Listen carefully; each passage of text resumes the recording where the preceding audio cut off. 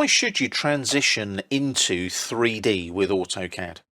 Autocad is primarily used for 2D drafting. However, it can also be used for 3D modelling.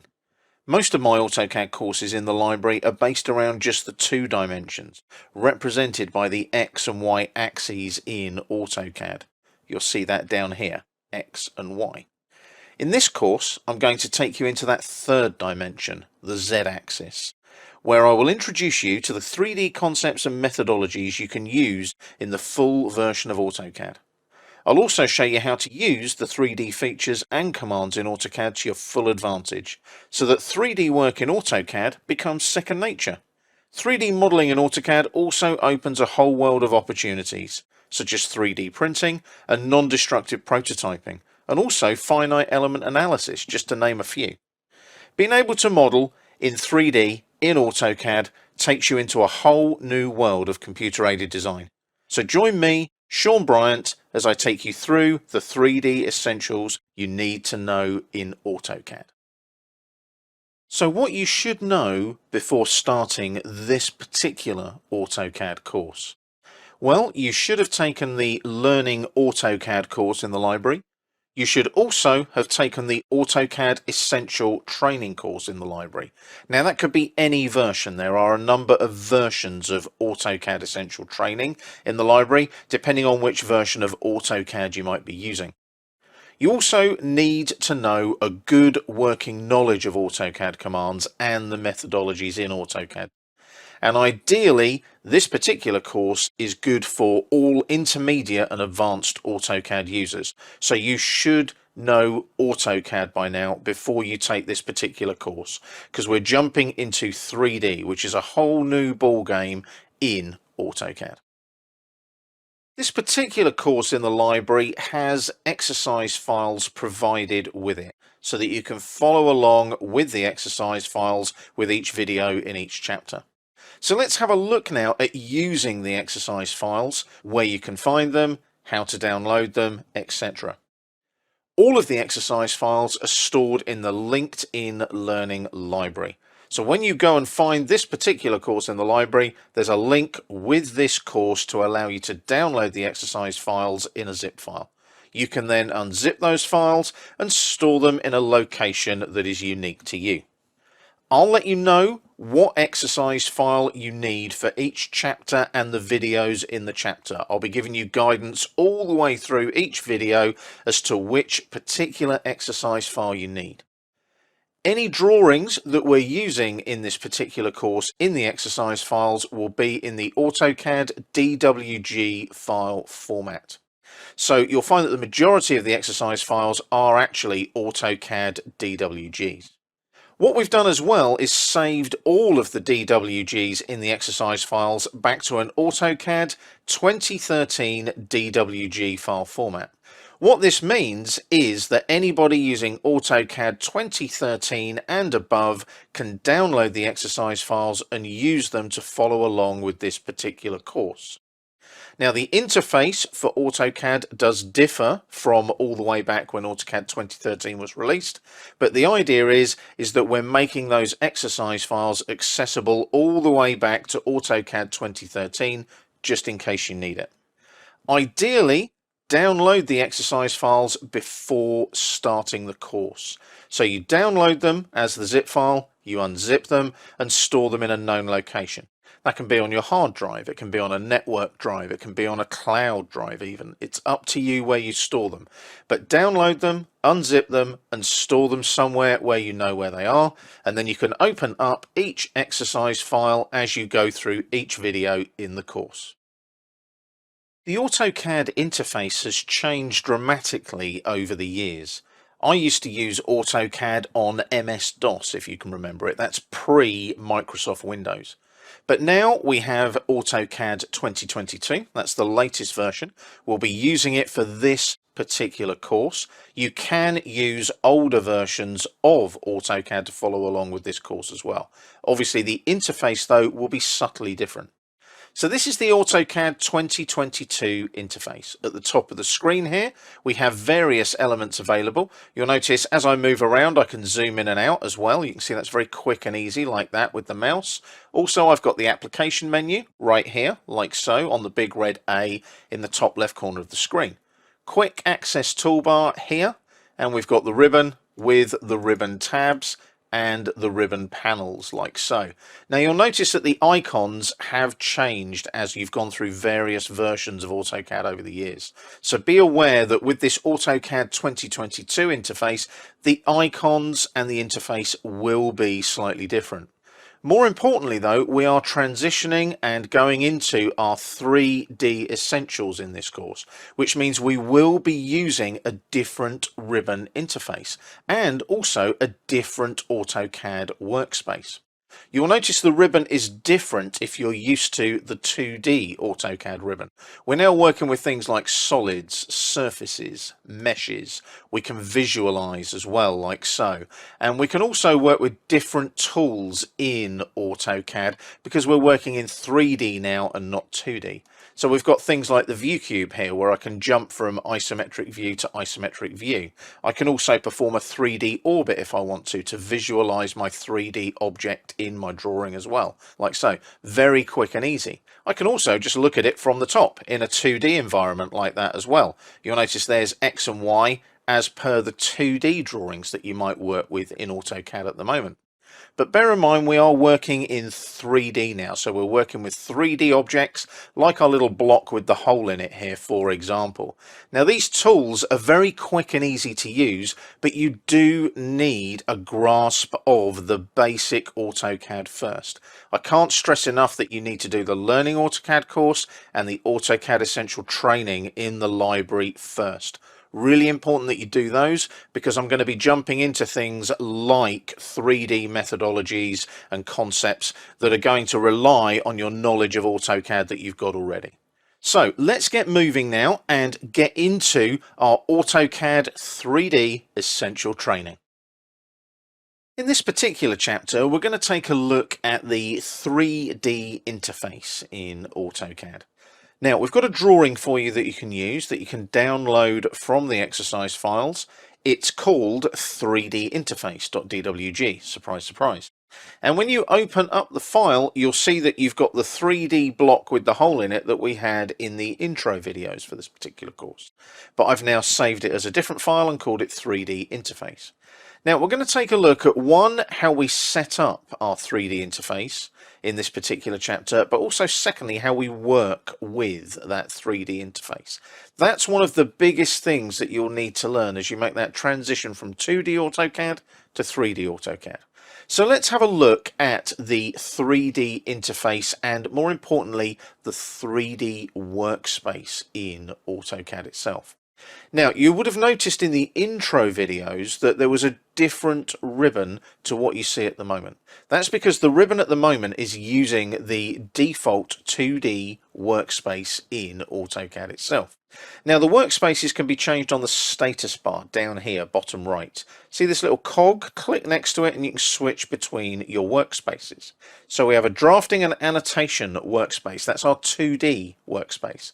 There is also a 3D Basics workspace. I'll just jump into that for a moment.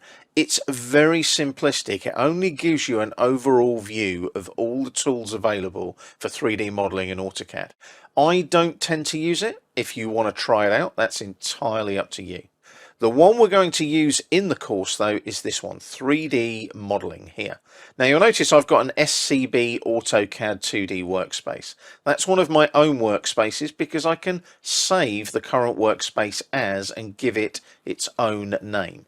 You're not going to need to worry about that in this particular course. You want 3D modeling right here. Now, as soon as you do that, you'll notice the ribbon gets a little bit more complex. There's lots of icons, lots of panels, more importantly, lots and lots of tabs. Don't panic. We won't be using all of those. This is the 3D essential training to get you into that 3D workflow, to get you into your 3D processes. Then you can investigate 3D in a lot more depth on your own time away from the course as well. So we've now got our 3D modeling workspace in place. Now, One of the things that I find a little bit annoying about AutoCAD is it doesn't actually tell me which workspace I'm in on the screen, or does it? If you jump up to your quick access toolbar, there's this little icon here. And if I click on it, it allows me to customize the quick access toolbar. It always reminds me of an eject button on a DVD player, that little icon there. But what I can do is I can just pop workspace into the quick access toolbar, and there's 3D modeling up there. And I can click on the drop down and I can change my workspaces. I'll go back to the 2D one, and then I can jump back into my 3D modeling one again, like so. So that's just a quick little visual of which workspace you're in. You can set that by customizing your quick access toolbar in the top left part of your AutoCAD screen. So that's our workspace all set up in the 3D interface. Let's move on now and start actually using this workspace and the 3D interface it provides. We're staying in our 3D interface.dwg file, and we haven't done much with it yet. What we're going to look at now is the view cube and the view controls available to you in AutoCAD for your 3D interface. Now, one of the things that you can do with your 3D interface is move around very quickly and very easily. There's a lot of navigational tools and editing tools and selection tools that you can use. I'm going to take you through view control and view cube in this particular video. Now, these are available by default in 2D AutoCAD as well. You will recognize them. For example, there's the view cube right there. There's the view control right there. And what you can do is you can work with those, and it allows you to have different views in your 3D model that you're creating using your 3D interface. Now, also as well, down here for navigation, I've also got the navigation bar on as well. So you've got some 3D tools here. You can orbit, free orbit, continuous orbit, and also you'll notice I've got an extra one. I can use my 3D connection space mouse when I'm working in 3D in AutoCAD as well. So I've got a hardware configuration course available in the library, and what that'll do is it will take you through some of the technology that 3D connection use for their space mouse. So I can set up the sensitivity, the motion, and so on, and it's like a joystick that allows you to move around in almost a gaming type fashion in your 3D models. I'm not going to go into it in any more detail in this particular course, but it does allow you to navigate in your 3D models. So let's have a look at our view control over here. So our view control is right here. Also, these views that are available here, like so, in the view manager and so on, are also available if you go to the view tab on the ribbon. So you'll notice here, if I go unsave view and click on the drop down, there's those views there as well. There's the view manager again as well. Now that's available in newer versions of AutoCAD. Older versions of AutoCAD don't have that named views panel in the view tab on the ribbon. So just be aware of that. So view control, it allows me to pick a view, a preset named view that you've got in AutoCAD. So at the moment we're in the southwest isometric, and you can see that we're using parallel and not perspective.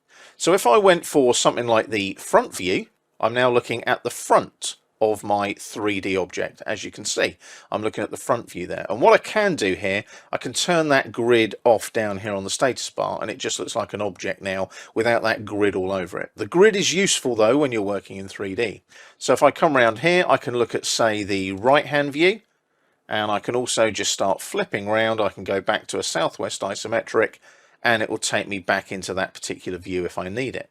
Now the benefit I have here, notice what's happening to the view cube. It's flipping around, and I can also go to the home view like so, and there's my home view there like that, and that is actually a custom view at the moment. So I want to go back to my southwest isometric like so, and I can also, with that view control, change my visual styles if I want to as well, you'll notice. So I can go to something like hidden, let's say, or I could go to something like sketchy, which is a little bit like a sketched view. Now what I can do here is I can change things. I can go back to parallel like so, and then I can go back to my 2D wireframe, or perhaps my conceptual view that we were in previously. So that's what my view control is doing. It's allowing me to pick differing views. Now we'll move into creating named views as well, because they can also be utilized in the view control here as well. Now what I want to talk about as well is obviously the view cube. So at the moment we're in the southwest isometric view. And at the moment it looks a bit odd here. It's not the southwest isometric. So if I go to the back view, I can then come round, there's the top view, bring that round like so, flip it round, and I'm now looking at my object from the top, like so.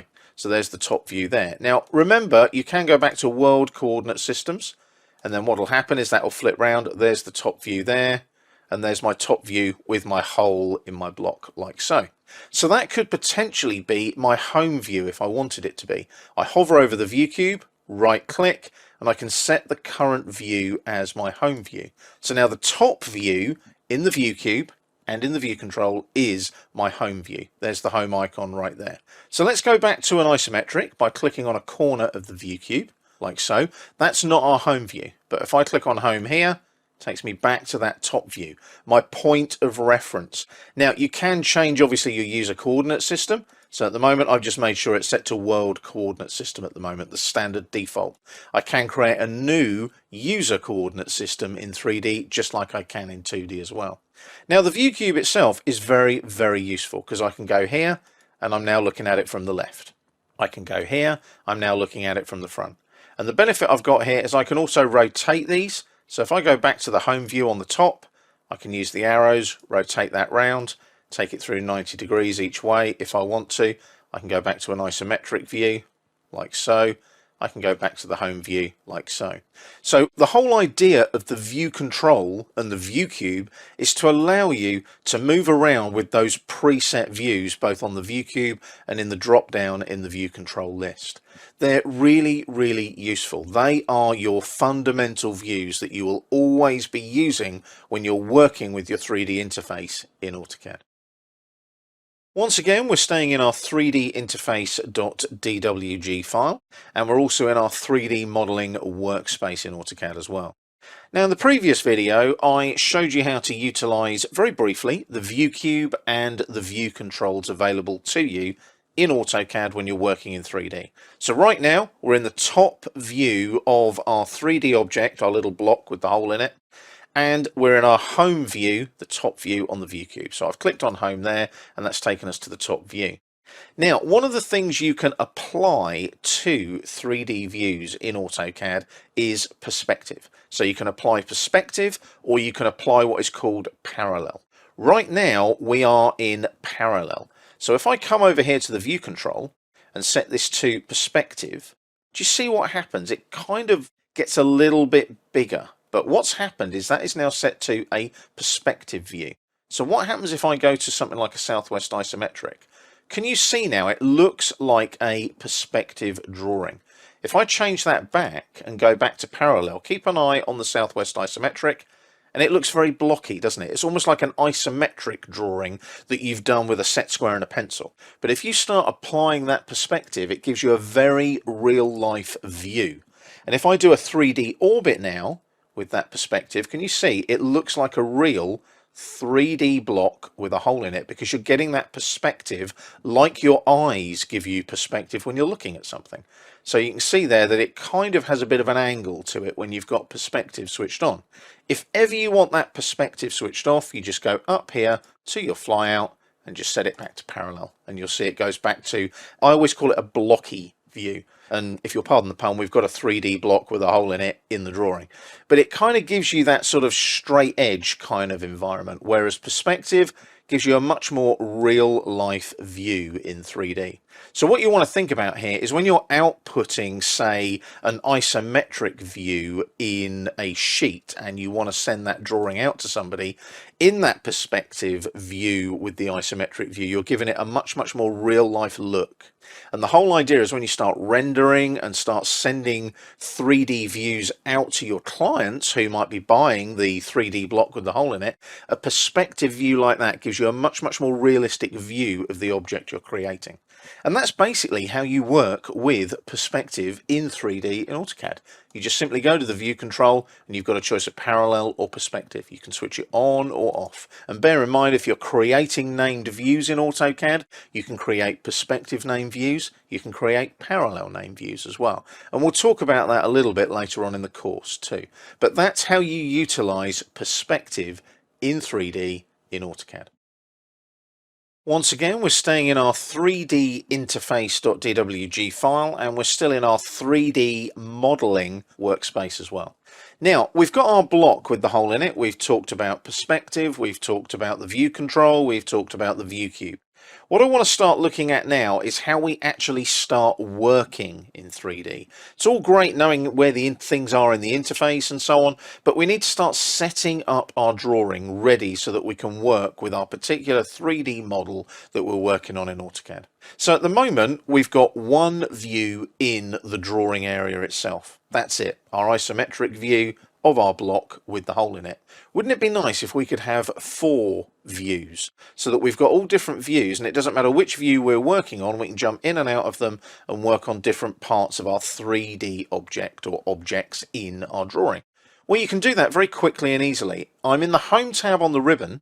If I go to the view fly out here and just pin this open, can you see we've got things like lens length and so on, target position, camera position and so on. So that's all our camera tools there if I pin that open. But just if you look here, there's a funny little icon here, multiple viewports. If I click on that flyout, I can have a single viewport or I can set up multiple viewports. So if I go single viewport, it won't make any difference. But here's the trick. If I go multiple viewports, I've now got 4 viewports I can work in. So you can see there, if I click in this viewport, I've got a top view. If I click here, southwest isometric. If I click here, I've got the front view. And if I click here, I've got the right-hand view as well. Now, obviously, when I'm in each particular view, I can zoom in and zoom out. I can pan quite happily, just using the standard mouse controls with the wheel on the mouse. Now, the benefit I've got is if I select the object, you'll notice it selects it in all of the viewports. If I hit escape to deselect, obviously it deselects it in all of the viewports. But the benefit you've got now is you've got 4 different areas where you can work on different parts of your 3D model. And the whole idea here as well is you've got your view control and your view cube in each particular viewport. But the benefit here is these are viewports available to you in the model tab. They will not affect what's going on in your layouts later on when you're creating your sheets, your title blocks, your scale viewports and so on. But the benefit I've got here is if I jump into my isometric one and click on the view control, I can say, right, I want that to be perspective, and it gives me a perspective view.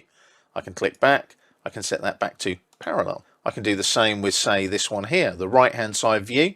Click there, and I want that to be perspective. And can you see it gives me a little sort of kind of horizon there? And if I do a little bit of a 3D orbit in there, can you see it's giving me that nice horizon kind of idea? And also you can see it looks very real when I'm doing the orbit there. Obviously that's now a custom view, so I need to set that back to right again, like so, and then just zoom back out. I might switch that off now and go back to parallel, and it just goes back to the regular right-hand view that we had before. The benefit, again, though, is you've got those 4 areas to work in. So you can click in each of these, do a little bit of zooming and panning, position them in each viewport view, like that, zoom in, zoom out, and pan around. You've got the navigation bar in each one, you've got the view cube, the view control. You are in control now of those viewports in your model tab as you start developing your 3D model. We're staying in our 3D interface.dwg file, and I've left it in the same state as it was at the end of the last video when we talked about the multiple viewports in the model tab in our 3D interface.dwg file. Now that's great, and if I go up to the ribbon here, I've obviously got the ability to switch back to a single viewport here, like so, and that'll take me back to the single viewport in the model tab in the drawing itself. Now that's great, it takes me back. I can go either 4 or 1. So I've got the 4 equally spaced viewports, or I've got the 1. Wouldn't it be great though if I could specify what views I have in those viewports? Well, you still can. There's a fantastic command in Autocad, which the multiple viewports that we used earlier does come from, and it's the vports command.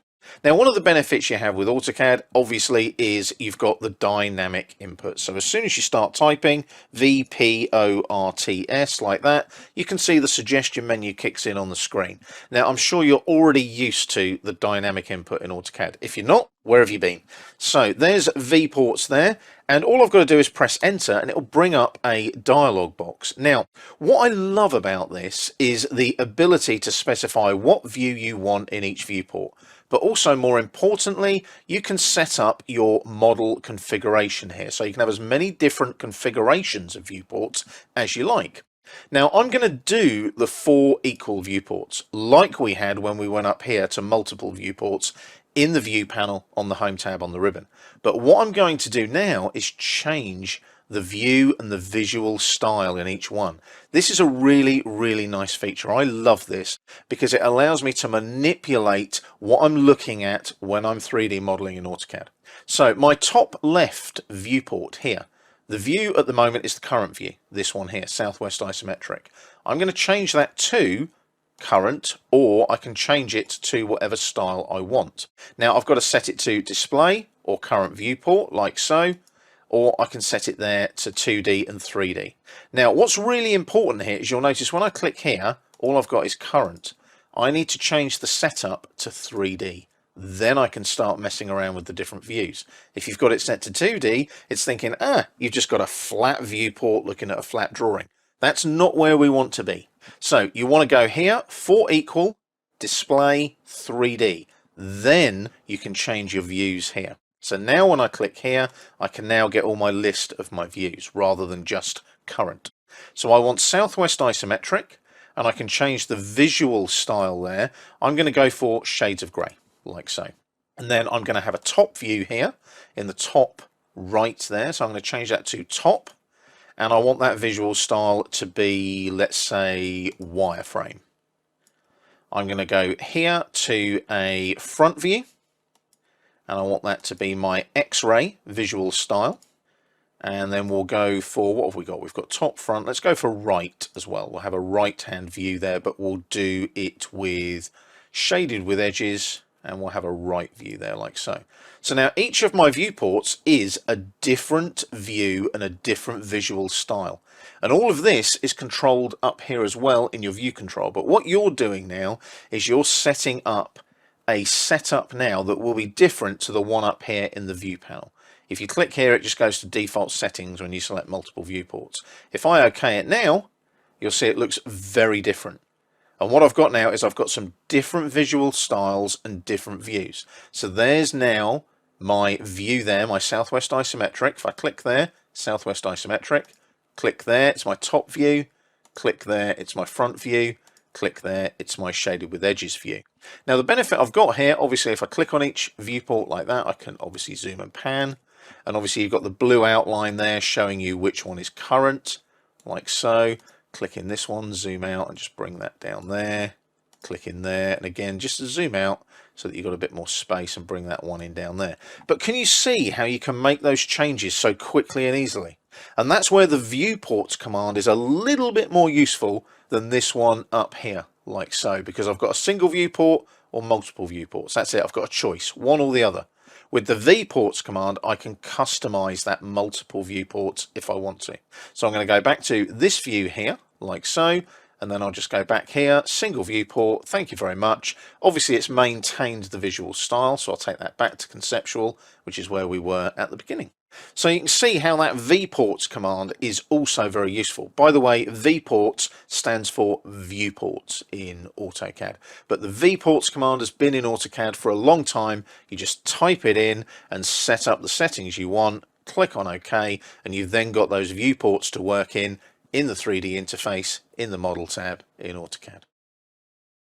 Once again, we're in our 3D interface.dwg file, and we're looking at the 3D interface in AutoCAD and how we work with it. Now, you'll notice in the previous video when we were talking about the viewports command, I also commented on visual styles and changed some of the visual styles in some of the preset viewports that I set up when I was changing the viewport settings. Now, visual styles are fantastic in 3D AutoCAD, especially when you're working with 3D objects.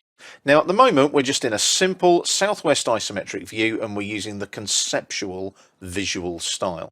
So what I can do here is if I hold down the Shift key on the keyboard, hold down the wheel on the mouse, and move the mouse, I can do what is called a 3D orbit. You'll notice the little green ball there is my pivot point, so that's what I'm pivoting around, that sort of little ball object there. But you'll notice the view cube is following that 3D orbit as I move around. And you'll notice, because I'm in the conceptual visual style, the colors there are shadowing to suit as I move around. That's the whole idea of visual styles.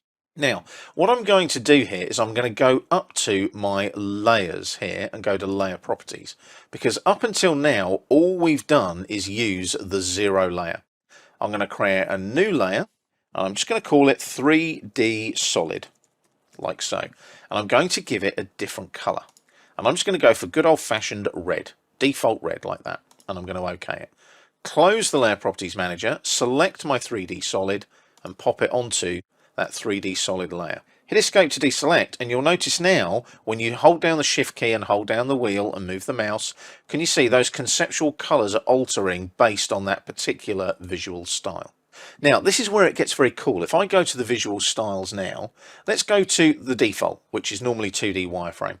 So you can see there, you can see all your filleted edges, your hole. You can even see the white original circle there on layer 0 that I used on that top face to put a hole through this little block with the hole in it. It's a 3D solid that I've created just with a hole going through it.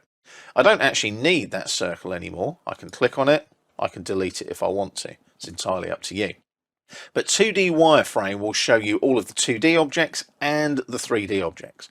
Our 3D object being this block here on the 3D solid layer that we just created. Now, let's go through these visual styles. Conceptual, you've already seen, that's that one.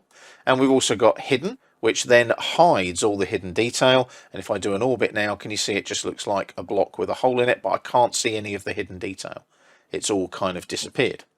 If I come down again, realistic, gives me a lovely red realistic colouring. If you go to realistic though, you'll notice that the 2D objects that you originally used to create things are also there. So this is when you start thinking about putting these objects on a separate layer, perhaps freezing that layer, turning it off, or perhaps even deleting the original objects that you've used. But if I do a nice orbit there, look how clean and red our lovely 3D object looks with that particular visual style when I do an orbit.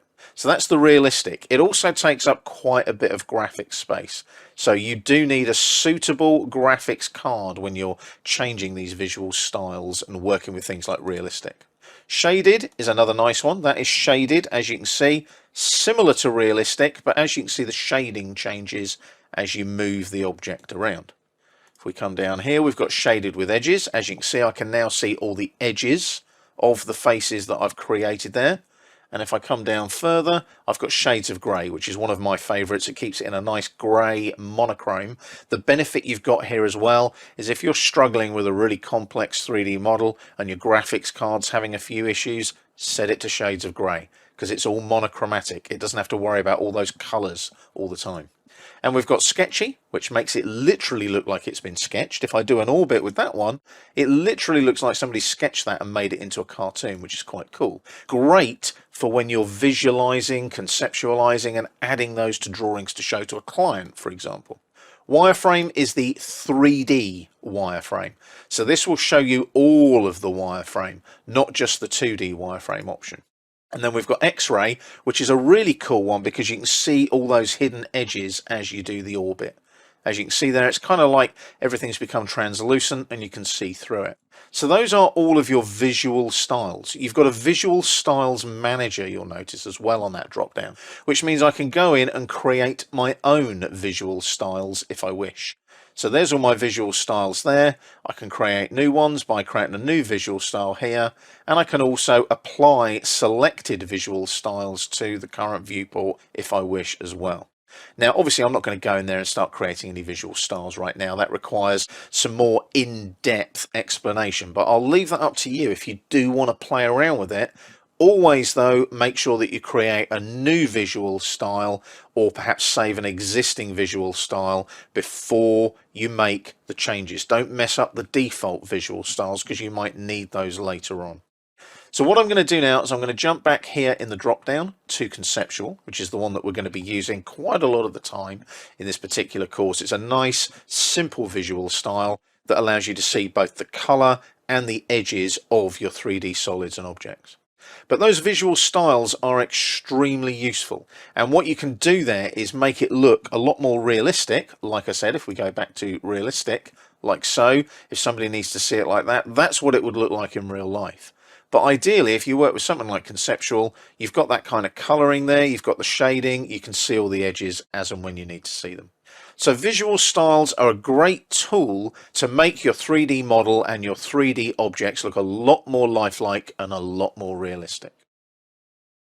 Once again, we're in our 3D interface.dwg file, and I've got it set to a southwest isometric view there, and I'm using the conceptual visual style like we set in the previous video. But just to make sure, you just want to make sure that you go here to the drop down, set it to southwest isometric like that, set it to conceptual like that. If it's a little bit too big in the drawing area, maybe just roll back a notch on the wheel, maybe pan across and get it in the center of the screen.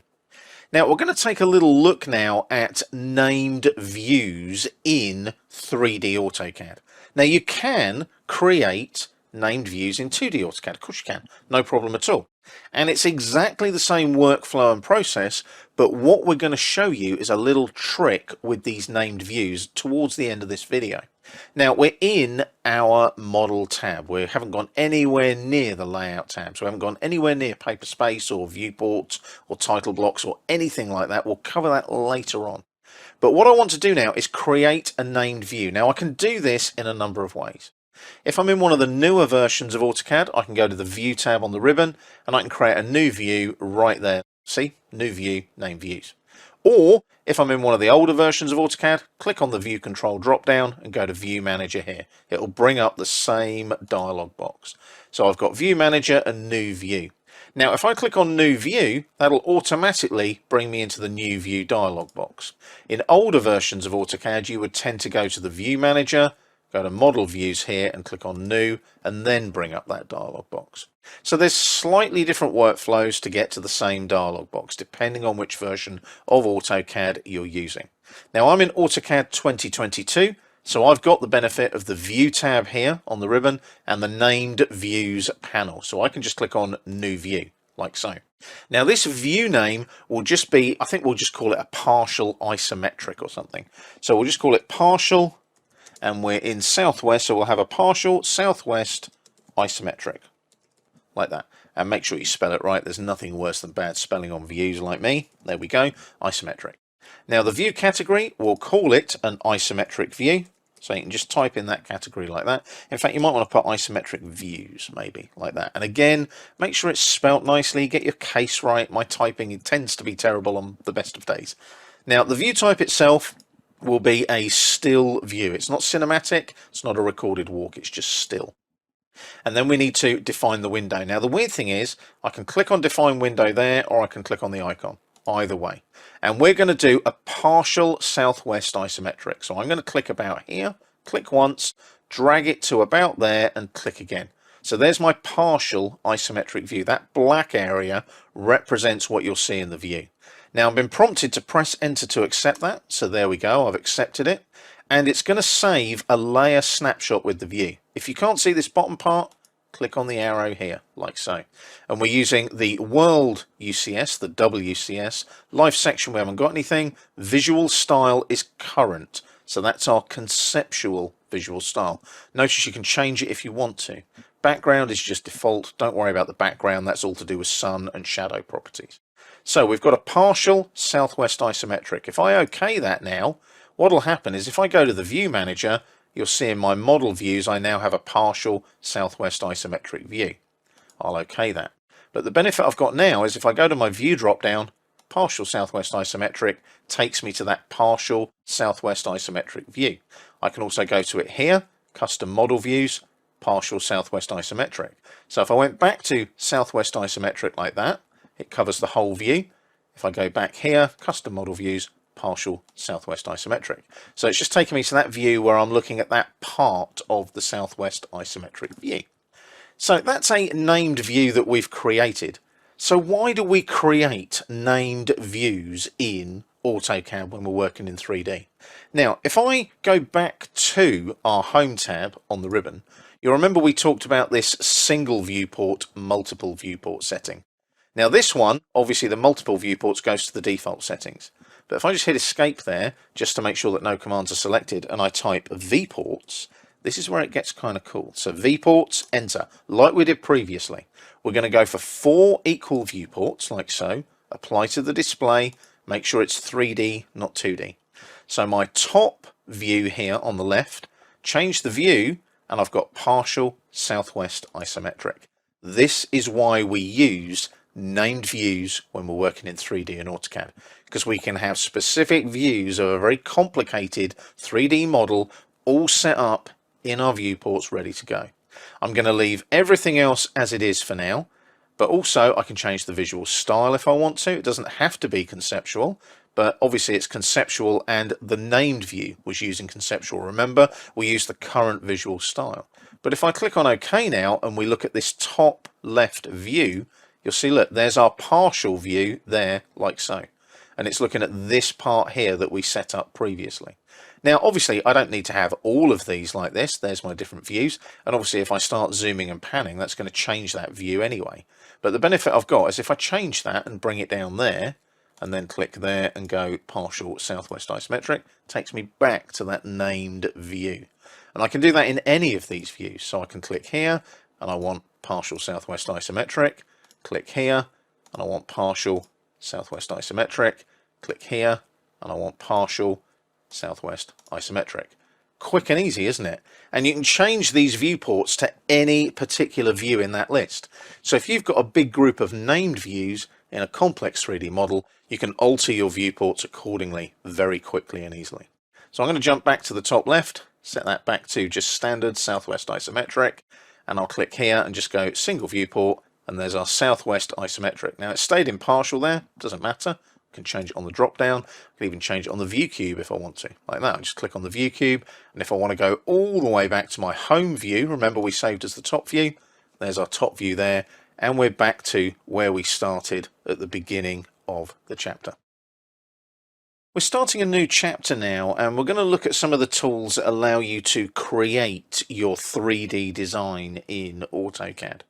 So for that purpose, we've got a new drawing for you. It looks remarkably similar to other drawings, but it's called 3ddesign.dwg.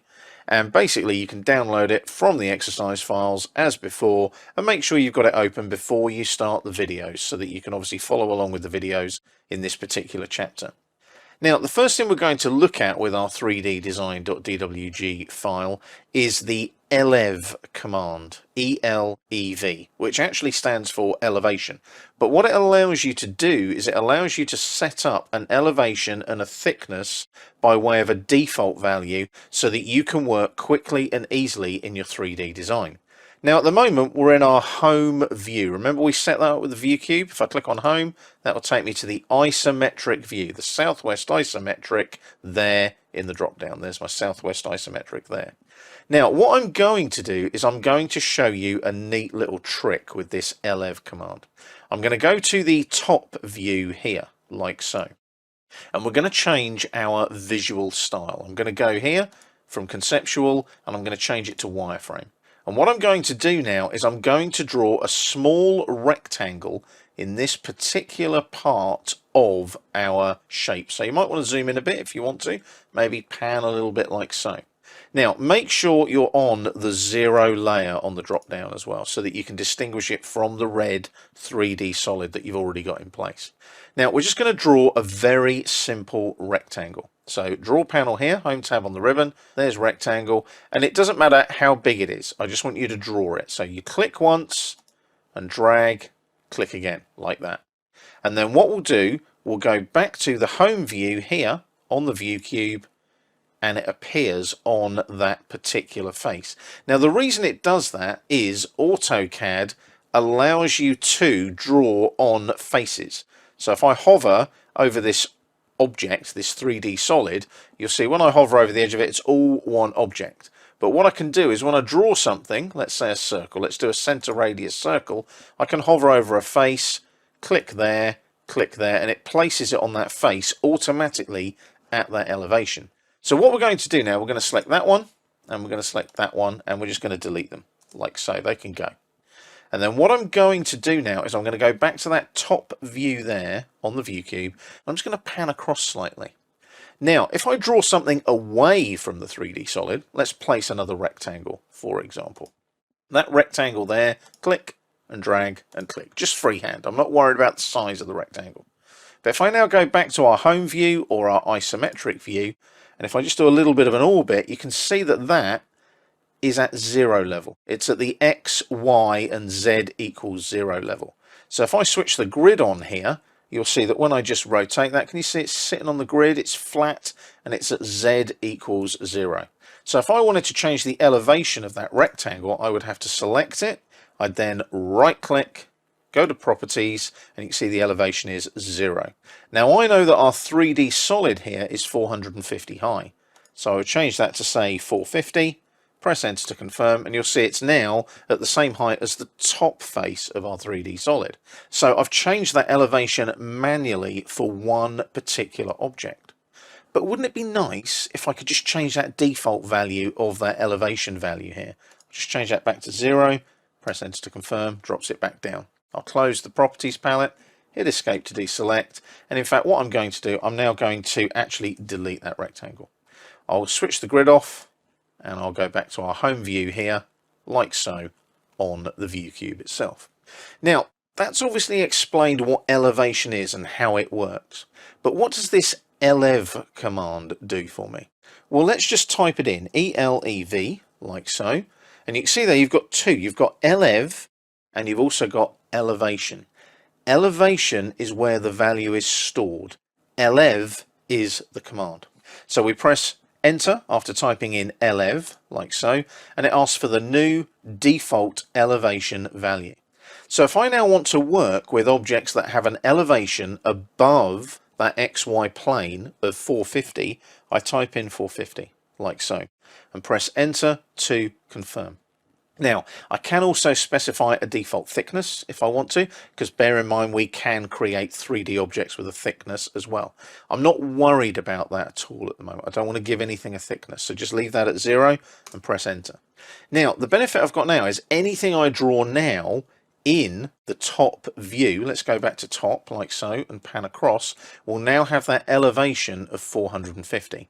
So when I'm looking from the top, which in essence is 2D, if I go back to the draw panel now on the home tab, do my rectangle again, click and just drag a freehand rectangle like that, it looks like it's a flat 2D rectangle flat on that XY plane.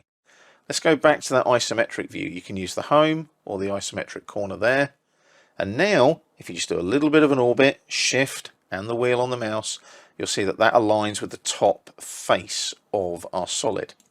If I select it, right click and go to properties, you'll see that that now has an elevation of 450 by default. So anything I create now in that particular environment with that particular elevation will have that 450 value. So I'll just close the properties palette, hit escape to deselect, and I'll go back to my isometric view there, and you can see there that it lines in nicely now with that top face of my 3D solid. So that's what that elev command can do for you. Now obviously if you are going to move back to 2D, make sure that you set your elev value back to 0, because obviously it will stay there otherwise, and everything will have that elevation of 450 when you want it flat on the XY plane in 2D. And obviously with the thickness, just press enter to confirm 0. We're not changing the thickness at all. But that's how we use that elev command to change the default elevation in our 3D models in Autocad. We're staying in our 3D design.dwg file, and one of the things that you'll use to create your 3D design is your coordinates in Autocad, your absolute coordinates and your relative coordinates, and we need to think about those and how we work with those in a 3D environment, because we've now got the Z axis to think about, that extra third dimension, or Z axis depending obviously on where you live. In America it's Z, in the UK it's Z. I will use Z because it's what I'm used to, because I'm English, obviously. But obviously, you know, there's things like Sesame Street to explain all of this in my childhood, Z and Z. Now, what we're going to look at is how we work with those absolute and relative coordinates in a 3D environment. It's really important that we know how to do this, just in case we ever need to do it. A lot of the time you'll be using snaps. Talking of snaps, you want to go down to customization here, like so, on the status bar, and switch on 3D object snap. See the little tick appears, means it's on in the status bar, and then just click on the customization icon again. There's our 3D object snaps there. You want to click there and make sure that vertex, midpoint on edge, and center of face are ticked, and then just switch them on just like you do your regular 2D snaps. There's my 2D snaps, on, off. There's my 3D snaps, on, off, etc. like so. So make sure that they are both on. They'll be blue on the status bar indicating that they're on. The reason we're going to do that is obviously we want to be able to snap in a 3D environment as well as a 2D environment. So let's have a look at some coordinates now. That's what we need to look at in this particular video. The snaps themselves will become a lot more self-explanatory as we work through the course. So I'm going to go to the top view here on the view cube. Now it looks like everything is flat, doesn't it? Obviously that's what we're going to do. We're going to work with this and we're going to make sure that we move these objects using some absolute coordinates first. So simple selection, click and drag, crossing window selection, make sure we get everything. And then it's a right click and we're going to move. Now the trick here is we're going to move an object down here. Now we can do a center. We get a 3D center there. Now, is that 3D center at the top or the bottom of the object? Well, we don't know, do we? So if I hover there like so and look at the coordinates, well, you can see there if I'm hovering, as I move around, my coordinates are switched on down here on the status bar. So I can check whether it's at 0 or not. So if I hover there, you can see that that is at 0. So I can click there on that center and I know that I'm moving it with a Z value of 0. So I'm in the XY plane, flat on the XY plane. So I click and I can move those now. Now the second point, the coordinate that I want to put in, I want to make sure that Z value is 0. So what I'm going to do is do an absolute coordinate using the hashtag, like so. There's hash like that. And then I type in the values. I want X, Y, and then Z. But the Z needs to be a 0 value to keep everything on the same plane.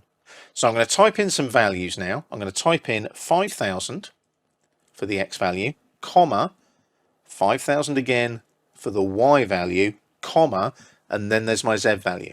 Notice they are color coordinated relating to the UCS icon in the bottom left corner. So Y is green, X is red, and Z or Z will be blue. That needs to be 0. So all I've got to do now is put those values in and press enter to confirm, like so. Suddenly everything's disappeared. Don't panic, just double click on the wheel to zoom extents and then zoom out slightly. And then what we'll do, we'll go back to our isometric view. Now you can do this using the view control here. You can do a southwest isometric like that, or you could use the view cube if you wish. Now, how do we check if this is still on that Z equals 0 XY plane? Well, we can switch the grid on for one. And you'll notice if I do a little bit of an orbit now, everything is looking good. You can see it's all sitting on the grid, but you need to check that. You need to be able to check what coordinates these particular objects are at. One of the ways to check, remember the elevation value here of our rectangle that we created was at 450.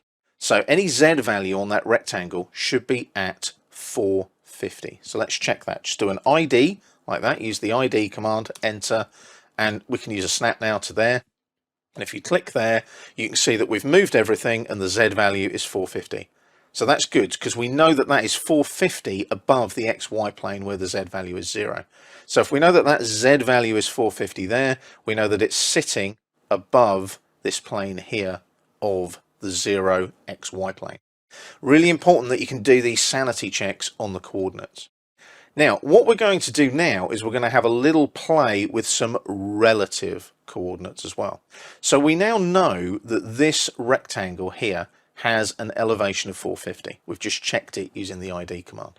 What we can do now is draw some lines utilizing relative coordinates. So we know the Z value is 450. So we need to come down by minus 450 to draw a line from, say, that corner there vertically downwards, don't we?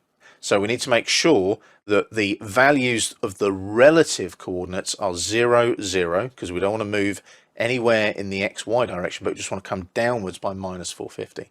Let's see whether we can do that. Let's go to the line command, draw panels here on the home tab on the ribbon. There's a line there. You could create a 3D polyline if you want to. It's up to you. So I'm going to draw a line, and I'm going to snap there and click like so. So that line is coming off that corner, but I need it to be geometrically correct. So this is where I start typing in what they call some relative coordinates. So it's the @ symbol, like so, and then 0, 0, minus 450, like so. So we're coming vertically downwards from the 450 elevation back to the z equals 0 xy plane.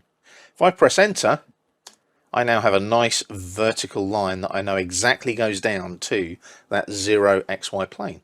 So it's great, isn't it? It works really well. So the relative coordinates are working as well. So if I just press enter to finish, I now know that that line is exactly vertical. It hasn't moved in the X and Y direction, but it's come vertically straight down from that corner of the rectangle down to the XY plane, where Z equals 0.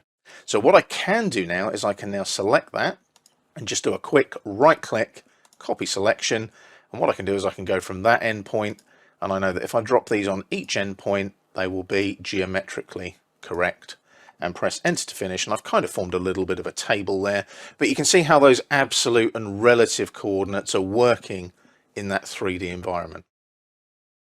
Once again, we're staying in our 3D design.dwg file. We're looking at how you create your 3D design and the tools that you're going to use to create your 3D designs in Autocad. One of the things you would more than likely use is a user coordinate system, a UCS. Now at the moment, you'll notice over here on the view cube, we're just using the standard WCS, the World Coordinate System. Now what I'm going to do is I'm going to create a new named UCS, and I'm going to call it the XZ plane. Now I'm going to utilize the lines and the rectangle that we've created previously. And all I'm going to do is type UCS, like so. That's it. And that'll allow me now to create a UCS.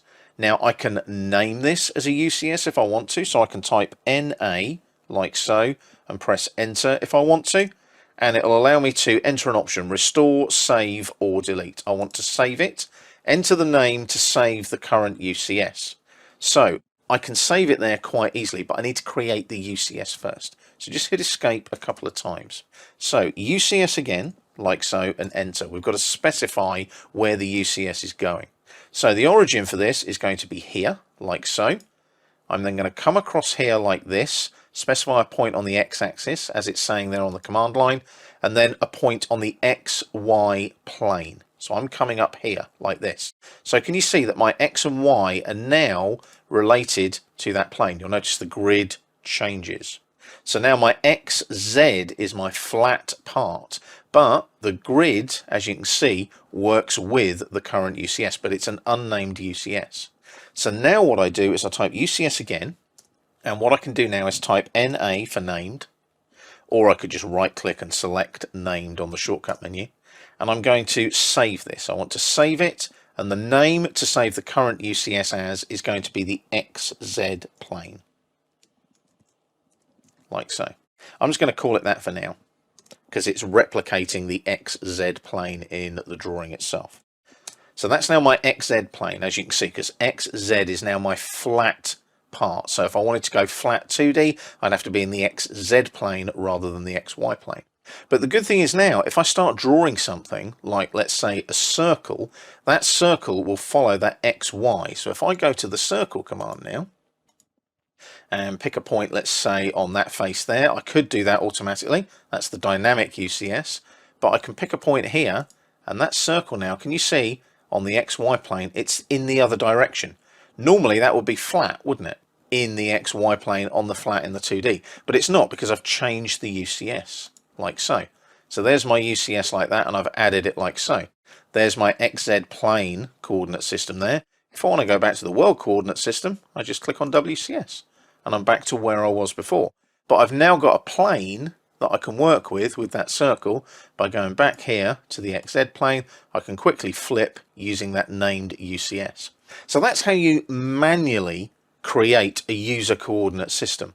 Now I've created a really basic one there, and the naming philosophy isn't perfect either. It could be confusing because I've named it as the XZ plane, but that's only because X and Z are now forming the flat part of the plane, and the X and Y are now representing what used to be X and Z, if you see what I mean, on that rectangular shape there with our new circle. So be careful with the naming philosophies of your user coordinate systems, your UCSs. And as you can see, very quick and easy to create a manual UCS if you do need one. What we'll do in the next video is we'll look at how the dynamic UCS works in AutoCAD, which is on by default now in the newer versions as well. Before you jump out of this video though, just make sure that you jump back to WCS, your world coordinate system, so that everything is back to the default settings. Once again, we're staying in our 3D design.dwg file. In the previous video, I showed you how to set up a manual UCS, a user coordinate system, and it allowed us to add this circle here in a different coordinate system. So the coordinate system we created was this one here on the flyout on the view cube, the XZ plane or the XZ plane. Now I'm going to stay in the world coordinate system for now, because what I want to show you now is the dynamic UCS tools that are available in AutoCAD.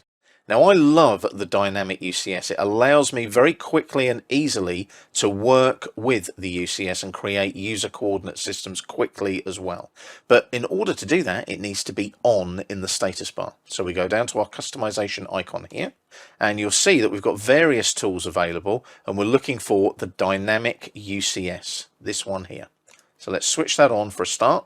Come down here to the customization icon to switch off the menu. Now the dynamic UCS is this one here. So at the moment it's off. I click on it, it's now on. Now the benefit I've got now is when I now type UCS and press enter, it asks me to specify the origin of the UCS. Now when we did that manually, we used the snap points over here, didn't we, with our lines and our rectangle to create the circle. Now all I've got to do is hover over a face, and can you see the UCS alters accordingly depending on the face that I'm working with. Can you see that? So if I click there like that, can you see I'm specifying the origin of the UCS on that face? Click once, I'm coming out this way, click there, and if I come up this way, click there. Can you see my UCS has now automatically altered to that face of my 3D solid? Very quick and easy to do. It's an unnamed one, as you can see there on the drop down on the view cube. I'm not going to worry about it. I'm just going to go back to the world coordinate system like so. You can see our UCS is back to normal over here. But that's how quick and easy it is with that dynamic UCS. And the lovely thing about that is you can utilize any face on any 3D object or entity in your AutoCAD drawings. The manual UCS settings have their function in AutoCAD. The dynamic UCS settings also have their day in AutoCAD as well. Really useful if you've got a complex 3D model that you're working on and you want to work to a specific face on that particular 3D model. Just switch the dynamic UCS on, hover over that face, create a UCS, and then go to UCS and named like we did with the manual UCS and give it an appropriate naming philosophy within your DWG file. That's how quick and easy it is to use the dynamic UCS in 3D AutoCAD. Once again, we're staying in our 3D design.dwg file, and we're looking at how we utilize tools in AutoCAD to create our 3D design. One of the really useful tools when you're working in a 3D environment in AutoCAD is the gizmos. Now the gizmos are fantastic tools to allow you to move in different directions in your 3D environment. Now they're not a gizmo as per the Gremlins movie. They are gizmos as in tools that allow you to move objects in the X, Y and Z directions. Now the gizmos themselves are in the Home tab on the ribbon in the selection panel here. So you can see there, if I click on the flyout, I've got a move gizmo, a rotate gizmo, a scale gizmo, or I can actually say no gizmo. So if I say no gizmo, like so, when I select an object, say my circle, it just selects it and shows the grips. If I hit escape to deselect and switch that back on and go to the move gizmo and now select that circle, I can move it in my 3 dimensions, X, Y and Z. And what's really lovely is it color codes itself. So green is obviously Y, red is X, blue is Z. So if I hover over that red one like that and click, I can move my circle in the direction of X, as you can see, because I'm using the red one like so. And if I click a second time, it moves it accordingly. I'll hit escape now and I'll just undo that last step to drop it back so it's on the end of this line here. So if I select that circle again, I go say in the Y direction, it can go that way. I could potentially move it over to that end point there, or just click again and it moves like so, and it's now in a different place. I'll undo that again. So you can see how that works in the X and Y direction. If I select it again, hover over this one, the Z axis, I can move it up and down that way as well, like so. But you click on it once, click on the axis, and then drag and click again, like that. I can then hit escape and I can undo that step as well. So that's the gizmos and how you use them in the selection panel in the home tab on the ribbon. But what you can also do is you can fix which gizmo you want to use in the status bar. If I come down to the customization icon again here, you can see that we've got gizmo on the status bar menu on the customization menu. So if I click there, gizmo, and then click on the customization icon, you see I've got my gizmos there. So I've got move gizmo, rotate gizmo, scale gizmo. So if I go to say the rotate gizmo now, that's obviously set. It updates here in the selection panel. If I now select my circle, I can rotate it in any axis. So at the moment, my circle is in essence vertical. If I click on the red one there, click, and I can bring that round. Can you see I'm moving it around there like so? I'll zoom in a bit so you can see it a bit more clearly. I'm moving it around. If I get that flat, come down vertically and click, I've now moved that, hit escape to deselect, and it's rotated accordingly. So I can undo that step, take it back to where we were, and then back to where we were. So you can see there how quick and easy the rotate gizmo is. But what I can do is I can have that on the status bar there as well if I want to. So that means that the gizmos are on. If I switch that off, that's the equivalent of no gizmo up here in the selection panel. So when I select the circle, it only shows the grips. So those actual gizmos are really quite useful to allow you to manipulate objects and entities in your 3D designs. So what I'll do now, I'll just show you the last one quickly, which is our scale gizmo. So if I now select that there like so, I can now scale it in the X, Y or Z direction. So if I want that bigger in the Z direction, I'll just hover over it. Let's get in a bit closer so we can see what we're doing. There we go. So I can click there or click there. Either way, I can scale this in any direction. So if I click there and drag, can you see?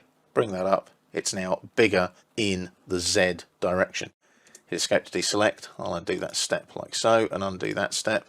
And we're back there. So if I click there, what will happen if I go in this direction though? If I click there, can I scale it in that direction? Well, no, I can't because it's only a 2D circle. So let's just hit escape a couple of times and let's use the extrude command. And I'll just extrude this a little bit. I'll click on it, enter to confirm, and I'll take it out that way a little bit. So it's now a cylinder. It's not a circle anymore. So what will happen now is if I select this, can you see I've got the scale gizmo in place. If I now drag on here, as you can see, I can make it bigger and smaller because it's now a 3D solid. So if I take that a bit further out, click there, it's much bigger, like so, hit escape to deselect. If I go to something like conceptual, you'll see the difference there. It's now a 3D solid, as you can see. So what I'll do is I'll just undo that back a few steps, make sure that we go back to where we were before, take it back to just the circle. There we go, like so. And that's how you utilize your gizmos in your 3D environment to create your 3D design. Like usual, we're in our 3D design.dwg file. And what I want to take you through when you're creating your 3D design this time is object selection. Now, you'd think that something like object selection is really simple in 3D. Well, it is, but again, it isn't. 2D, it's easy. You're working in one flat plane with a group of objects flat on, in essence, a sheet of paper. And we've got objects like this. We've got our rectangle there, for example. We've also got our lines here, And we've also got our circle there like so. I'm just going to change the gizmo here just to the move gizmo because it's just easier and it's neater. It looks like the UCS rather than scaling something which has the weird triangles. And the reason I've done that as well is normally by default the move gizmo is the default gizmo as well. Now don't forget you've got the gizmos down on the status bar as well if you want to turn them on and off down there too. Now, what I want to show you is object selection. Now, object selection is an easy thing in AutoCAD. It's been made much, much easier over the years with things like window selections, crossing selections, window polygons, crossing polygons, and so on. But because you're working now in a 3D environment with different preset views, things can go a little bit wrong sometimes. So what I'd like you to do is make sure that you're in the Southwest isometric view here. And also you're in the wireframe as well. I want you to use wireframe. And the reason I want you to use wireframe is what we're going to do is move things around a little bit with the views and try and select things. Now at the moment, because we're in the wireframe, we can see everything. We can see our 2D objects, which are our lines, rectangle, circle there. We've also got a circle there that was used to create the hole in our 3D solid object. Now, let's change that visual style to something like conceptual. Now, obviously, we can still see those there because we're in our Southwest isometric view. Go to the view cube and click on left there, or you can go to the drop down in the view control and click on left. Now, as soon as you do that and zoom out slightly, you cannot see the rectangle and the lines behind your 3D solid because you're in a visual style where you cannot see through the object. So this is where selection becomes a bit more interesting, because if I now pick a point up here, click and drag and do a window selection, make sure that you don't go all the way past that little line sticking out at the bottom there. So if I click there like that, you'd think, okay, I've only selected the 3D solid. So let's now go back to the drop down here and select Southwest Isometric. Well, as soon as you do that, you'll find that everything deselects. That's not very helpful, is it? How do we get around that? How do we work with that? Well, for a start, we need to go back to our WCS. Let's do that first. Now, let's go back now to that left-hand view, but use the view cube. And what I'm going to do, I'm going to do that window selection like that. And then up here, I'm going to go back to the view cube and click on, say, one of the isometrics. Now, if you use the view cube, you'll notice it retains the selection rather than the view control drop down here. Be aware of that, it's very useful. But you'll notice I've selected the lines and the rectangle because they were hidden behind the 3D solid. So this is where that object selection becomes a little bit more complex, because you can have objects behind objects, you can have objects underneath objects, you can have objects on top of objects, you can have objects adjacent to other objects. And because you're working in 3 dimensions now, you've got to think about that and think about how you select things, and more importantly, which view you're in to select those objects as well. It's really important that you remember that. So one of the tricks is, I'll just hit escape there to deselect everything, is when you're creating and moving and editing and modifying, always use a wireframe setting like that.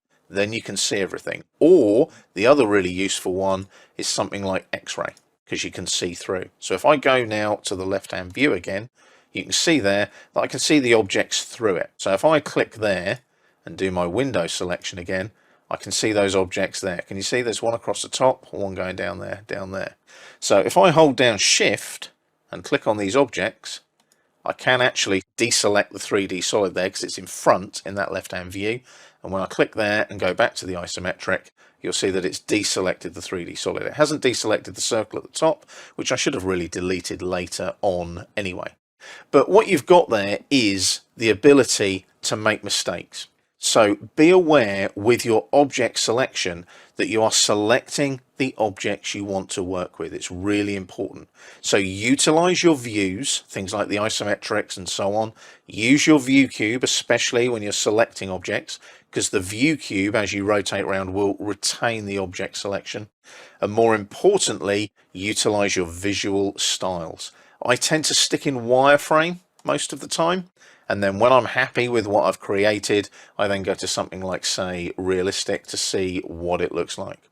Obviously, these won't go into realistic because they're 2D entities in the drawing itself. And then I go back to wireframe if I need to make the changes. So remember, with your object selection now, you're in 3D. It is a different ball game, and you just need to be a bit more aware of what you're selecting and not selecting. We're staying in our 3D design.dwg file. And what I want to show you now when you're creating your 3D design is the Boolean functions in Autocad. Now, when you think, okay, what does Boolean mean? It's not something from Star Trek or anything like that at all. Boolean functions are algebraic functions when you're working with 3D solids. And the lovely thing about Autocad is it does all of the hard mathematical work for you. Now, if you go to the Home tab on the ribbon in your 3D modeling workspace, you'll see you've got a solid editing panel. And these ones here, where you've got solid union, solid subtract, solid intersect, are the main Boolean functions in Autocad. Now, what we're going to do is we're going to go over to our layers panel here. And you'll remember we've got a 3D solid layer on the drop down. Make sure you're on your 3D solid layer as your current drafting layer. And then what we're going to do, we're going to zoom in on this sort of top left corner here in the isometric view. Now, I'm not worried about how exact this is and where you snap to. It's purely, I want two 3D solids kind of overlaying each other, sharing the same space. So I'm going to go to the Home tab on the ribbon, over here to the modeling panel, click on the flyout, and I want a sphere. S-P-H-E-R-E, sphere. And we're going to create a 3D solid sphere, like so. So I click, and it asks for the center point. Just snap to a 3D point there. Hopefully you can get that 3D endpoint there. That will be perfect. Click there, and that's your 3D object snaps being on, by the way. And as you drag, you'll see your sphere start to take shape. Just come out to a point, say about there, and click. I'm not worried about how big it is. Now you think, hang on a minute, that's meant to be a sphere. It doesn't quite look like one in the wireframe. That's because it's showing you it in wireframe. If you go to something like conceptual, you'll see it is a sphere, and it's kind of co-joined with the other 3D solid. Now, go to conceptual. In fact, conceptual is actually a very good visual style for this, because it will actually show you what's going on with the 3D solids. So what we're going to do now, we're going to perform some Boolean functions or solids editing with Autocad. So if I come up here and select this one first, solid union, this will combine the selected solids or 2D regions you can use as well by addition. So if I click there and select the objects, I'm going to select this solid, it highlights. I'm going to select this solid, it highlights. When I press enter to confirm that, it's now all one solid. So if I click there, can you see it's all one solid? So what I've done there is I've merged those two together. They've become one solid. So I'll undo that now, like so. So that should have undone it. So I've got one solid there, and I've got one solid there, like so. Now let's do the next one down. What about this one? Let's do the solid subtract. Now this is really rather fun. I can remove one from the other. So if I click there and select objects, I do get this pop-up. This is all about combining 3D surfaces to create complex objects. You don't need to worry about that. It's just a reminder in the help screens in case you need it. So it's prompting me now to select an object that I'm going to subtract from. So that's the big one, like so. And then I press enter to confirm that. I then select the solid surface or region to subtract. I want to subtract this one, like so. I then press enter to confirm. And I've taken that kind of spherical cutout out of my 3D solid because I've subtracted the sphere from this bigger 3D solid, the rectangular one. So I'll undo that a step and bring that back. So we've now got one solid there, and we've now got one solid there, like so. Now the good thing is AutoCAD is doing all these calculations for you. You don't have to think about any of this. Mathematically, it's pretty amazing what it's doing in the background. So last but not least, we're going to do what is called an intersect. So this creates a 3D solid or 2D region from selected overlapping solids or regions. So it's now going to create a 3D solid from the overlap. So if I click there and go select objects, again I'm getting this little prompt up here about the 3D surfaces. You can ignore that. So I'm going to select the sphere, and the rectangular solid, press enter to confirm, and now I've got that little bit where they intersect together. So that little rectangular corner there with the curved edge is basically the little bit that we cut out previously with the previous exercise when we did it before. So as you can see, where we've done the subtract, we've now got the bit that's kind of left over by doing the intersect. And it's really clever stuff because you can create some fantastic 3D solids and 3D models this way. So I'll just undo that one step, like so. That brings everything back. And then what I am going to do is I'm going to remove the sphere like so. I'll just delete that. And we're back to where we were before with our nice 3D rectangular solid with the hole through the middle. But that's your Boolean functions in AutoCAD in a 3D environment. And you'll find them on the Home tab in the Solid Editing panel. They're these ones here. Now there's lots of other ones that you can work with. Thicken, slice, interference checking. All of this relates to Boolean algebra, which AutoCAD is performing in the background as you work with these Boolean functions when you're solid editing. We're starting a new chapter now, and in this particular chapter we're going to work to create a simple 3D project. Now the 3D project is going to be a simple metal plate with a thickness, with some holes in it, with some curves around the edges, and basically it'll look like the sort of plate you might bolt into, say, a car engine, for example. We have a drawing for you that you can download as an exercise file for use with this particular chapter and the videos in the chapter. It's called 3dplate.dwg, and you can see it on the screen there in AutoCAD, and you can see it is a green rectangle, a polyline like so, and a couple of circles over here on the left. Just a couple of quick bits of housekeeping. Make sure you're using the outline layer as the current drafting layer in the drawing. And also, more importantly, make sure you are using the 3D modeling workspace in AutoCAD as well. Otherwise, we'll get a bit of confusion there as to where icons are, ribbon tabs, and panels in the ribbon. So just make sure you're in the 3D modeling workspace. If you haven't got it open in the quick access toolbar, you can set it up down here in the status bar, and there's 3D modeling there as well. So what we're going to do in this video is just set up our 2D drawing ready to start making that move into 3D and to make this into a 3D plate with holes in it with a thickness. So we've got some circles here. What I'd like you to do is use the copy selection command in AutoCAD. So we're going to select the two circles like so, very quick and easy, a quick click on each one, right click and copy selection on the shortcut menu.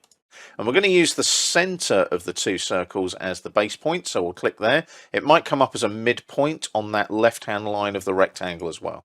And we're just going to place these on each midpoint snap. So make sure that your object snaps are on to do this, so that you accurately snap to the midpoint each time, like so. Press enter when you're finished. Now the whole idea is we're going to generate this plate, and these smaller circles are going to represent holes in the plate where it might be bolted down. One of the things we are going to do now though is add a fillet to the corners of the rectangle as well. So we go up to the modify panel in the home tab on the ribbon, click on the flyout, select fillet, and it's a quick right click there and we select radius like so. The radius is going to be 20. And I'm not using any particular units here. They are ideally millimeters, but they don't have to be. It's just a radius of 20 units for the fillet. So 20 in there and press enter. We then right click again, and because it's a polyline, I can select polyline on the shortcut menu, select the polyline, and it fillets each corner with that 20 radius for me, and we're done. So that's the first part of our 3D plate project, and as you can see there, it's already beginning to look like a plate. We just need to obviously edit and modify it as we go to make sure that this becomes a plate with 4 holes in it with a thickness.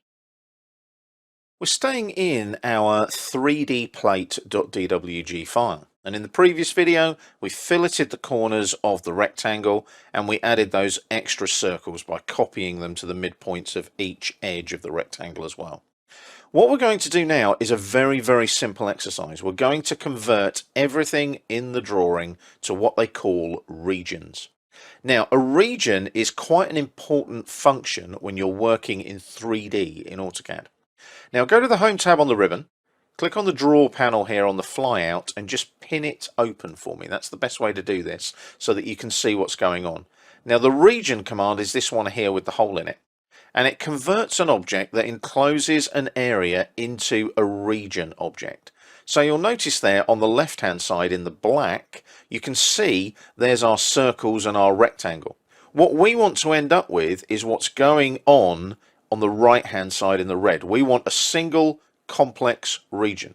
So at the moment our component parts are going to be converted into regions, and then we're going to utilize some solid editing, even though we're in 2D, to convert our regions into a single complex region, like it's shown in the red there. This is actually a really good example, and these tooltips are great in AutoCAD, especially when you're learning how to use 3D. You can just hover over an icon in a panel, or a flyout panel in our case, and you can see there what the command does. Also, it gives you just at the bottom there the actual keyboard entry, region, and also press F1 for more help. The good old F1 where you can go to the AutoCAD help screens if you need to. I'll just move away from that now.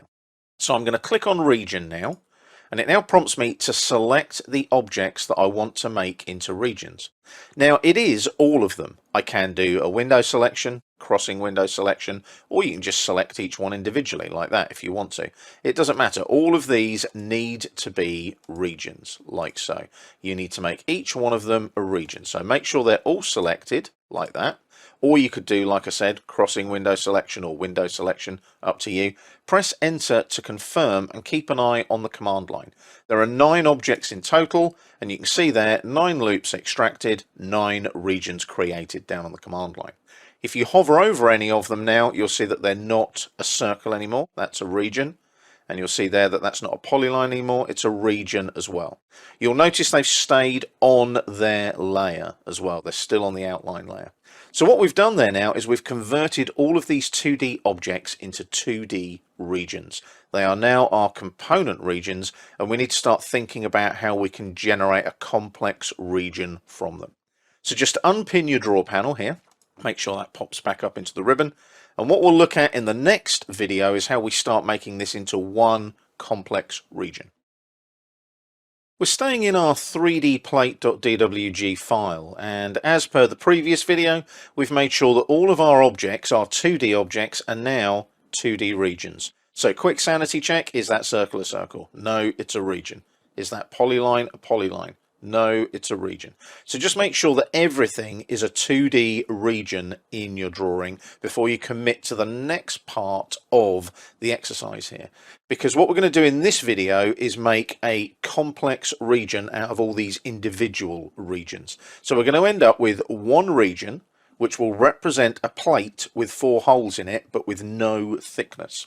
It's very quick and easy actually, and you're using the solid editing tools that we've used previously, the Boolean algebra functions.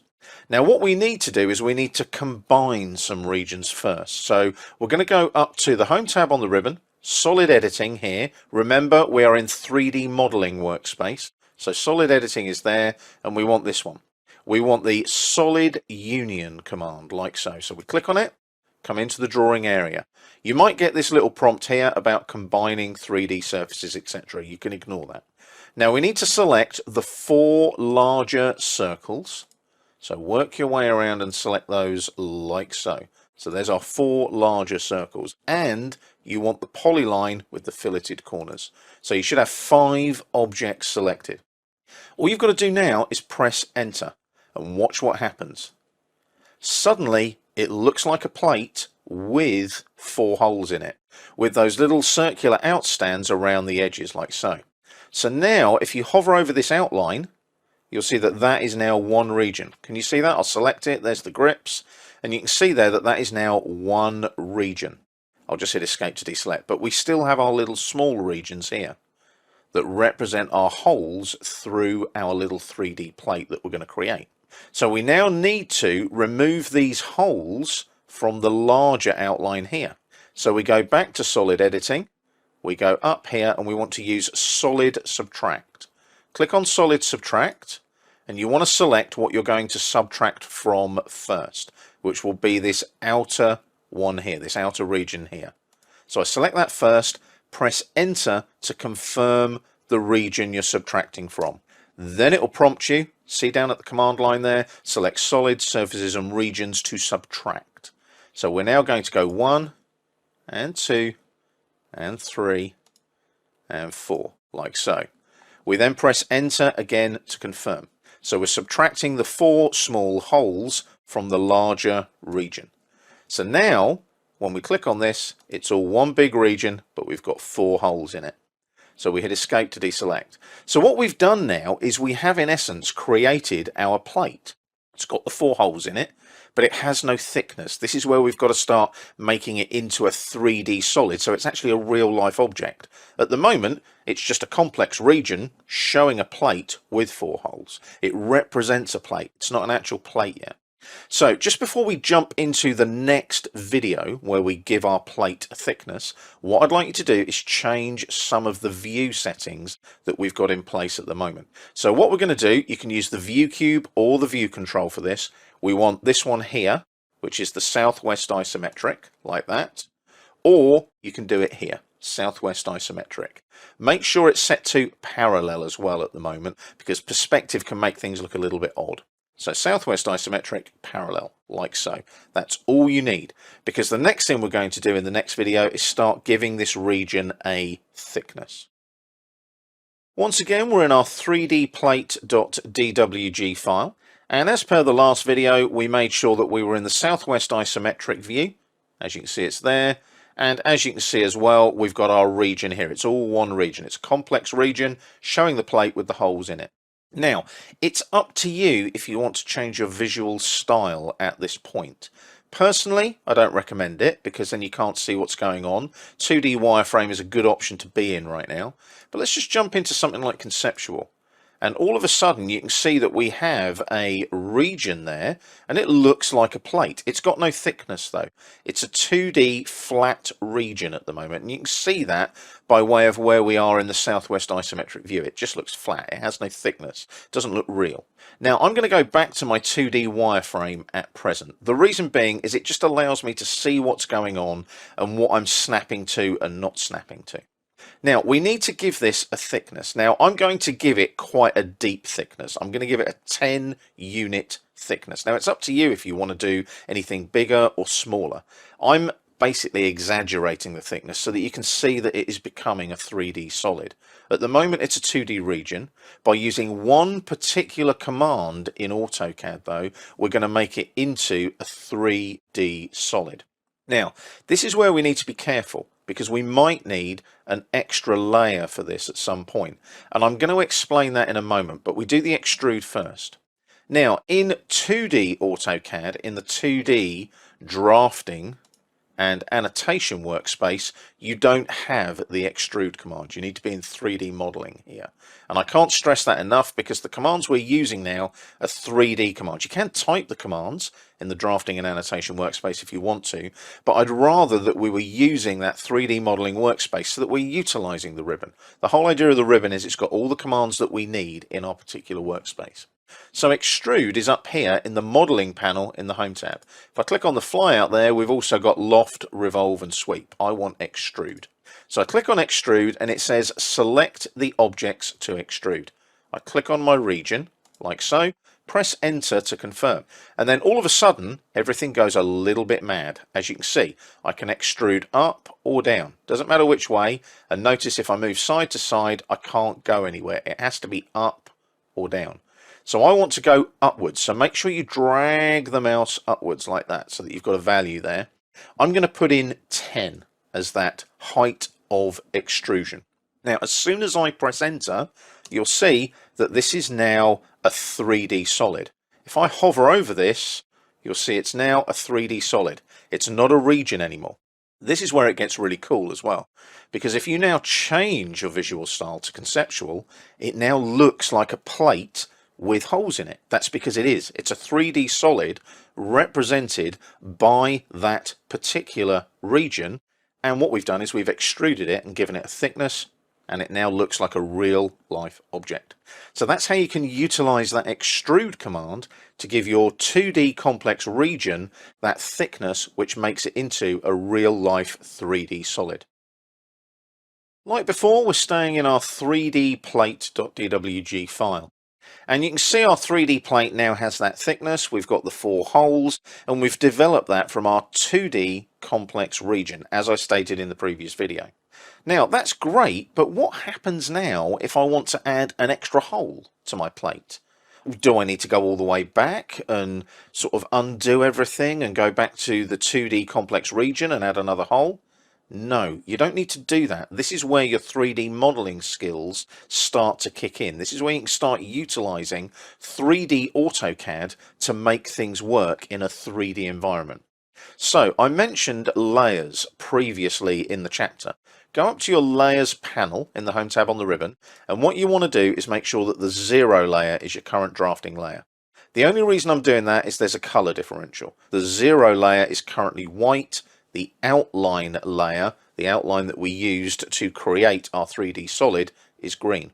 Now, bear in mind as well, we might need an extra layer there, because if you think about it, we're not using an outline anymore. So what we might want to do there is create a new layer. Let's do that now while we've got a chance. And the new layer might be our 3D solid layer. So I'm just going to call it 3D solid, like so. Give it a different color. I'm going to go with good old red. I like red for my 3D solids, like that. And we'll click there on the Layer Properties Manager cross and close it out.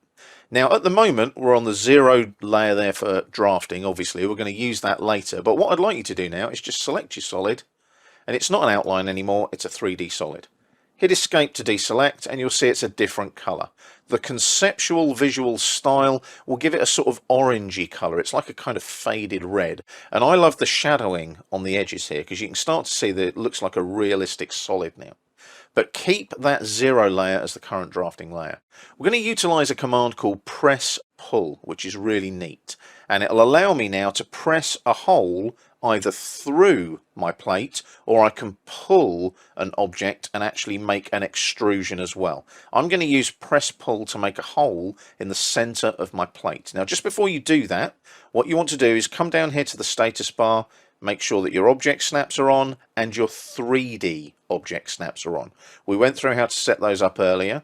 Just make sure that you've got vertex, midpoint on edge and center of face ticked in your 3D object snaps. And then obviously click on the arrow here to close the menu. Now hit escape a couple of times, make sure that you've got no commands running, nothing is selected. What we're going to do is draw a circle. So we go to the draw panel on the home tab on the ribbon. Just click here, center radius is absolutely fine. And what we need to do now is utilize our object snap tracking. This should also be on down here by default on the status bar. So we're going to hover over here, there's a center there, just hover over it. Hover over a center here as well, make sure you hover, and then just drag down the tracking line. You should eventually get an intersection, I would hope. Okay, it does take a few seconds to kick in. Okay, but you'll notice there we're getting a center there, a center point for a circle. There's a 3D center. Now why are we getting a 3D center there, you may ask? Well, it's giving us a 3D center of that face. Can you see the blue edge there? That is our face, and it's giving us a 3D center of that face. Isn't that cool? I don't actually need to use object snap tracking anymore because I'm using my 3D object snaps and it's giving me a 3D center. So I just click there and there's my center like that. Now we're going to come out. I'm not worried about the radius of the circle, but I'm going to put in 50 in this particular instance. 50 units for the radius, enter. So what I've done now is I've drawn a 2D circle using a 3D center snap on top of my plate, on the top face of my plate. Now this is where press pull comes in. That's on the modeling panel here on the home tab on the ribbon. There's press pull. Click on it and come into the drawing area. Now you can select the object or the bounded area. Ideally you want to go for bounded area like that. Hover the little pick box inside that area and you left click. You can select the circle if you want to, it's up to you, but go for the bounded area and click. Now if I go upwards, can you see I'm adding an extrusion? But if I come down and through, I'm actually taking the extrusion through the plate. So you need to move the mouse downwards and make sure that you can see your extrusion is coming down and underneath the plate. Left click one time and there's your hole. You have pressed your hole through the plate using press pull. Press enter now to finish the press pull command. And what I'd like you to do, just to sanity check that 3D center snap, is go to the top view on the view cube, and you'll see it's dead center on your 3D plate, like so. And then you can go back to the southwest isometric using the view cube or the view controls. Maybe zoom in a little bit and pan a little bit to get it central on the screen. We're staying in our 3D plate.dwg file, and as you can see, we've done really well so far. We've got a 3D solid plate with our holes in it, and with the conceptual visual style it looks quite realistic, using that red color of the 3D solid layer that we put the 3D solid on earlier.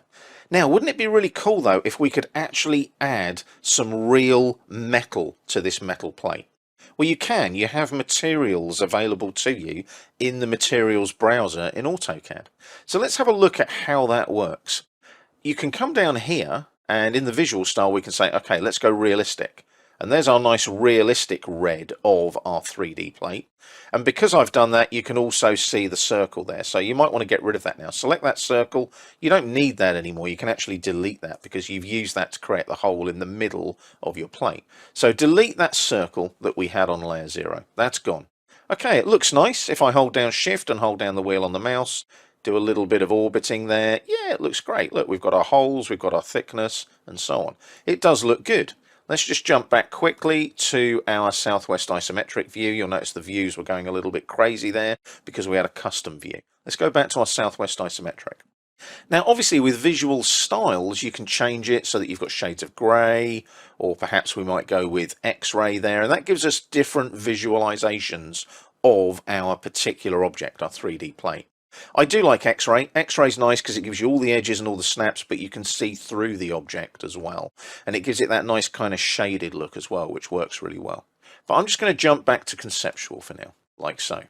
Now, let's go to the Visualize tab on the ribbon. Again, this is a tab that you'll only have in the 3D modeling workspace. I can't stress that enough. Make sure you're in the 3D modeling workspace and click on Visualize. Over here we have the Materials browser in the Materials panel. So click on Materials browser and it comes up on the screen. I'm just going to pan across slightly because what I want to do here is make this bigger. I'm going to move it like that and just drag across, get the arrow appearing, there we go, and drag that across like that. And obviously you can see here that you've got types, tiles, etc. You can search for metal. So we'll do a search for metal and see what comes up. And we've now got some standard Autodesk metals. Now, you might want to expand these a little bit. What I might do here actually is click in the drawing area, make that a little bit smaller, and just make the browser bigger. This is where you have the benefit, maybe if you've got a 2 or 3 screens set up, you can obviously use those monitors and have this browser elsewhere. Now we've got metal aluminium, we've got different ones here, so I'm just going to expand these a little bit so that we can see what they are. So we've got dark aluminium, flat aluminium, polished aluminium, and so on. And what we can do is we can add one of these materials very quickly and easily. I can expand them out here. We've got aluminium, fabrication, steel. I'm going to go for polished aluminium, like so. So I'm just going to click, I'm going to drag, and I'm going to release. That now makes that polished aluminium. I've applied polished aluminium to that plate. So if I went to something like realistic now, you'll see that it's a different color. It's like a gray color. Now, obviously, when we're working in AutoCAD itself, it's not going to make this a polished aluminium in any way, because obviously that would require a huge amount of graphics capacity with your graphics card. But what you've got is you've got an applied material now. So I'm going to close the materials browser, like so, just pan and zoom in a little bit. And what I'm going to do is I'm going to do a little bit of a 3D orbit for you. And you'll notice now, can you see you've got the shading and the shininess? And as you can see, when the light glints off the edges there, you've got the nice shadow, as you can see, like so. So you can see that you do actually have that nice aluminium applied to it. I've just set that back to the southwest isometric view just purely for clarity. So we've added some materials there. Now what we could do here is we could set up a very quick render. Now render again is also on the Visualize tab on the ribbon. So we've got render here. I can set it to a particular render size. So I'm just going to go for the 800 by 600 pixels because it will render quickly. And we're going to go for a medium render quality like so. I can render that in the cloud if I wish, or I can just render it like so. so I can pick it and render to size. Now, what I need to think about here is how do I actually render this? Well, if you look here, there's the render progress there. All I've got to do is do a render to size here and click on the icon. Now, as soon as I do that, it will start rendering. Now, it's done a really basic one, done it really quick and easy. I didn't want to bore you by letting it take ages to render with a really high quality one. But what we can do here is if we zoom in now and increase the magnification and maybe just move that around, can you see you've got the nice little edges there, and you can see the shininess of the aluminium on the holes on the plate. Now, obviously, you can save this out to a particular graphics image. If I hit Save As here, I can go out to a PNG or a JPEG, for example, and I might be putting it in a catalogue of various plates that are up for sale to a client where we're the suppliers, for example. But the idea is when you start adding these materials, you're making it much, much more realistic. And when you're working in 3D, these renders are what you use to, in essence, communicate your design intent, because you want to create something that's realistic and real life. So you add the materials and you render, and that's a big difference from your 2D drafting. So 3D modeling, you can create a 3D model, add a realistic material, render it out, and you then get the real life views of whatever you're creating in your 3D AutoCAD environment. We're starting another chapter now, and we're going to start taking a look at developing a 3D building. Now, I'm not talking a 35-story hotel building here. I'm talking a simple 1-story building in 3D.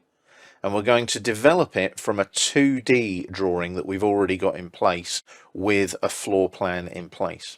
So the drawing we've got is called 2dhouse.dwg. You can download it from the exercise files in the library to follow along with the videos in this chapter. When you open it up, you'll notice it's in the Model tab, and you can see the floor plan.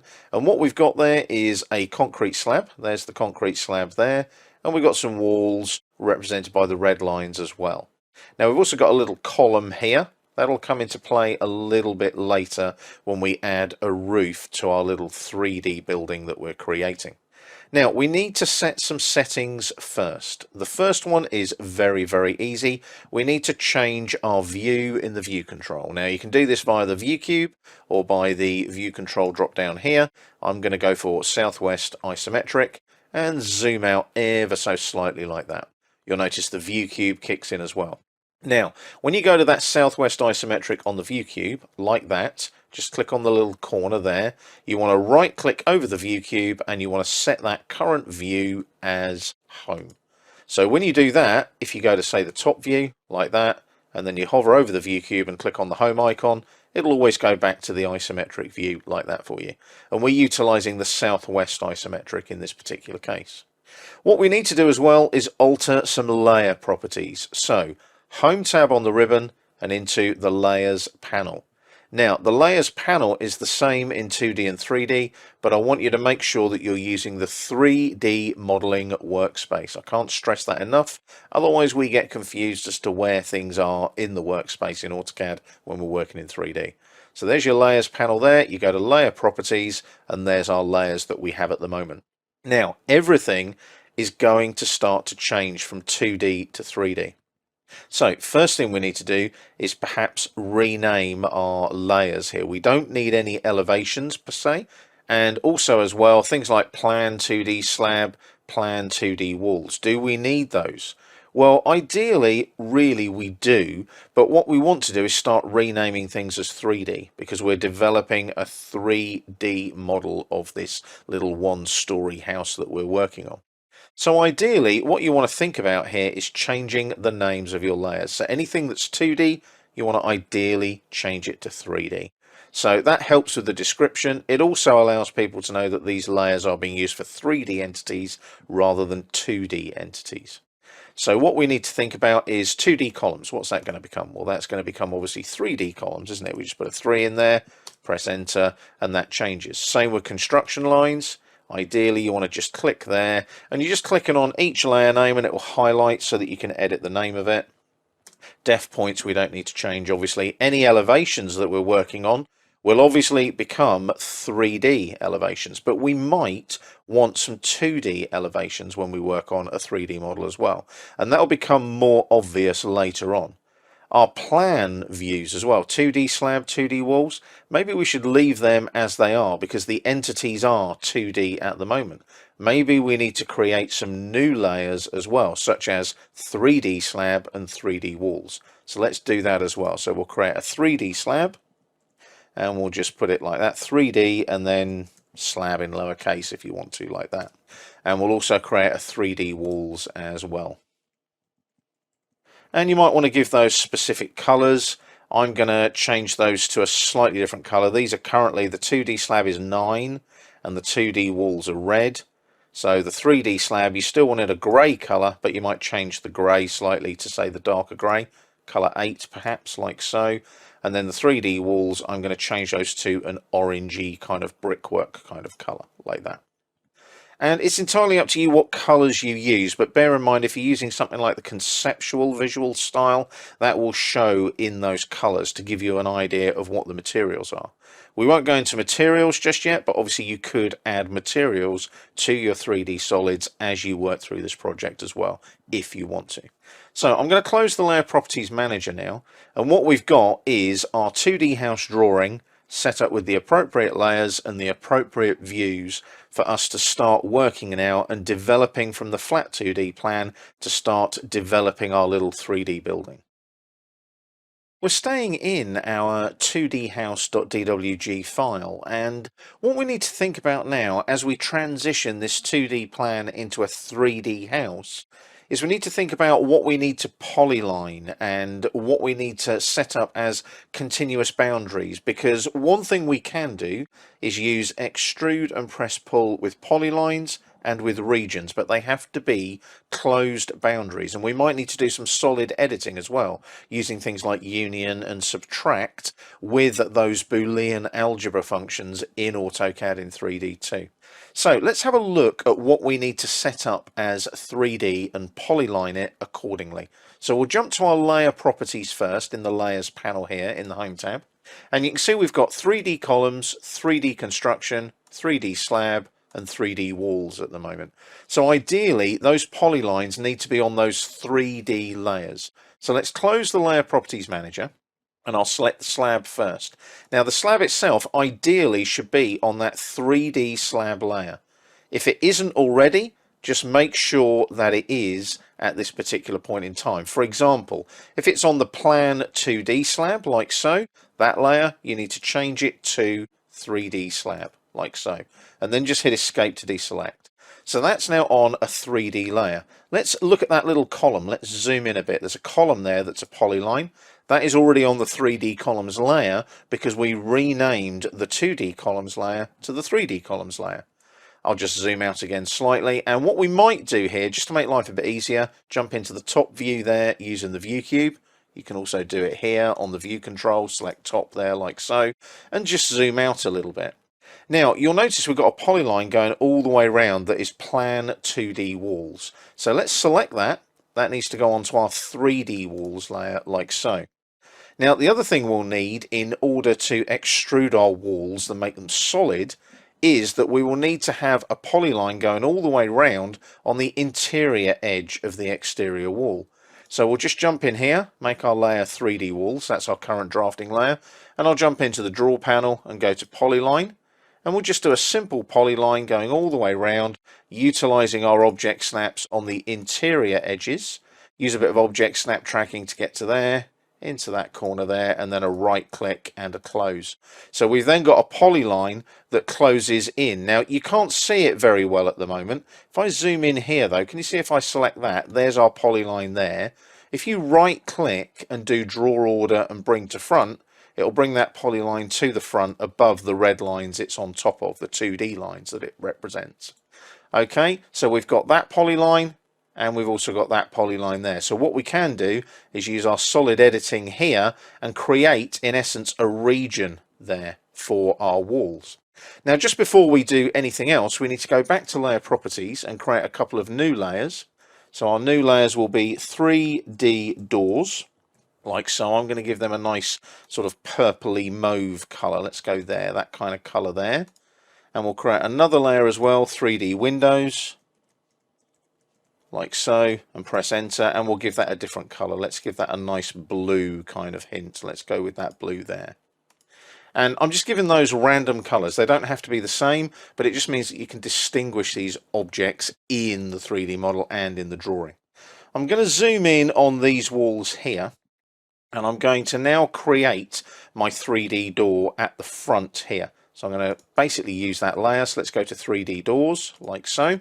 And what I'm going to do is I'm going to generate a rectangle, like so. And I'm going to go from here, and then highlight that and come down there and click there. So there's my 3D doors polyline just there, like so.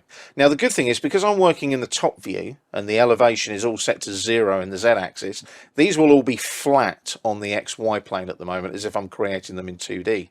So what I want to do now, ideally, is to bring this in, like so. Let's bring that in there. I could stretch it or do it that way. It's entirely up to you. Or if you use this midpoint snap and bring it in this way, can you see I can bring that in and I can hover and come to there and use my object snap tracking.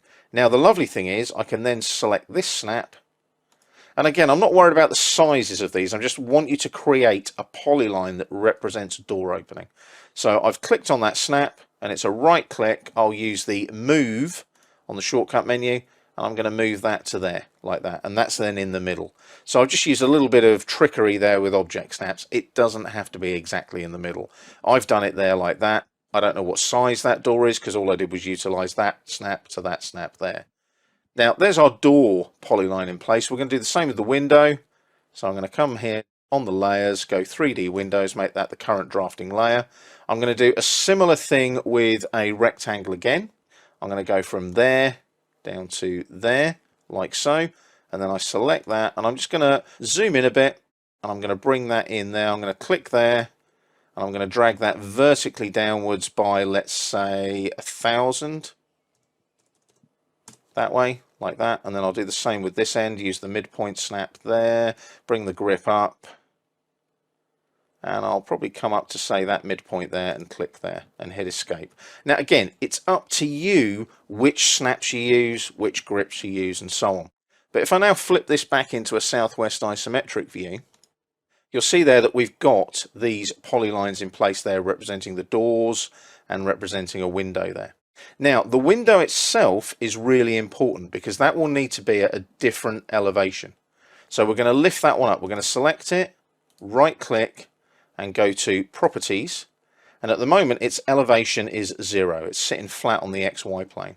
So what I'm going to do is I'm going to give that an elevation of 1000 millimeters, 1 meter, and press enter, and you'll see that lifts up accordingly. And the reason we're going to do that is we want it to be inside the wall above ground level. We don't want the window at ground level, so we've moved that 1000 above ground level in essence. I'm going to close the properties palette, hit escape to deselect, and just zoom out slightly.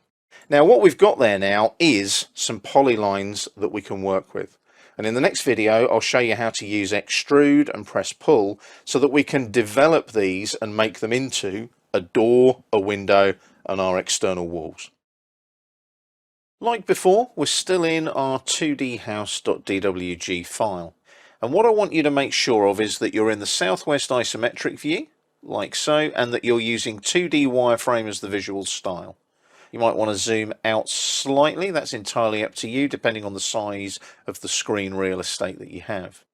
Now in the previous video we set up some layers and we set up some polylines in order for us to use extrude and press pull, two 3D editing tools, so that we can start thinking about creating a 3D house. Now we also need to think about some regions here for our external walls. Let me show you why. We created the polylines, didn't we? We've got that polyline there, and we've also got the external polyline right there as well. Now we need to obviously extrude those to give the walls a height, but before we do that we need to extrude our window here and also our doors here. Now these are just heights of extrusion, because all we're doing is we're making them into 3D solids so that we can utilize them with press pull as well. Now it's entirely up to you how you do this, but what we're going to do is we're going to just extrude them as solids initially. And we can do that with extrude and press pull. We can also utilize regions as well. So let's have a look at how this all works. We need to extrude first. That's the important bit. So extrude is here on the modeling panel in the home tab on the ribbon. Remember, we're in the 3D modeling workspace. So I'm going to go to extrude, come into the drawing area and select my polyline that forms my doors there. And then I'm going to press enter to confirm, and as you can see I can now give that height. But what do you notice about that extrusion? It's gone onto the current drafting layer. So when you extrude, regardless of what you're extruding, you have to be on the appropriate drafting layer. So let's just hit escape a couple of times. We'll go back to the layer drop down and make sure we're on 3D doors, because we want the solid that we create on the 3D doors layer. So we go back to extrude. Now we select our polyline here, like so, enter to confirm, and I'm going to drag this upwards like so, and I'm going to type in 2500 and enter. So there's our doors there. Now it's just a 3D solid that represents a door opening. That's all it is right now. We're going to do the same with our window here. We're going to extrude that as well. Again, make sure you're on the appropriate layer. 3D windows this time. Click on extrude, click on the polyline that forms the window, enter to confirm, and I'm going to go upwards again. Make sure you go upwards so that you're extruding upwards. Go all the way past the polylines and things, and I'm going to give that a height of say 1250, and then enter to confirm, and you can see there's our 1250 window there. So you can see it's starting to take shape. We now need to make a region out of these two polylines.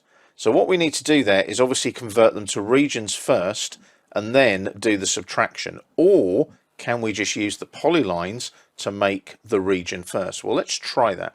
So let's go over here. We need to go to solid subtract in the solid editing panel. And we're going to subtract from the outer polyline first. So there's the outer polyline. And we press enter.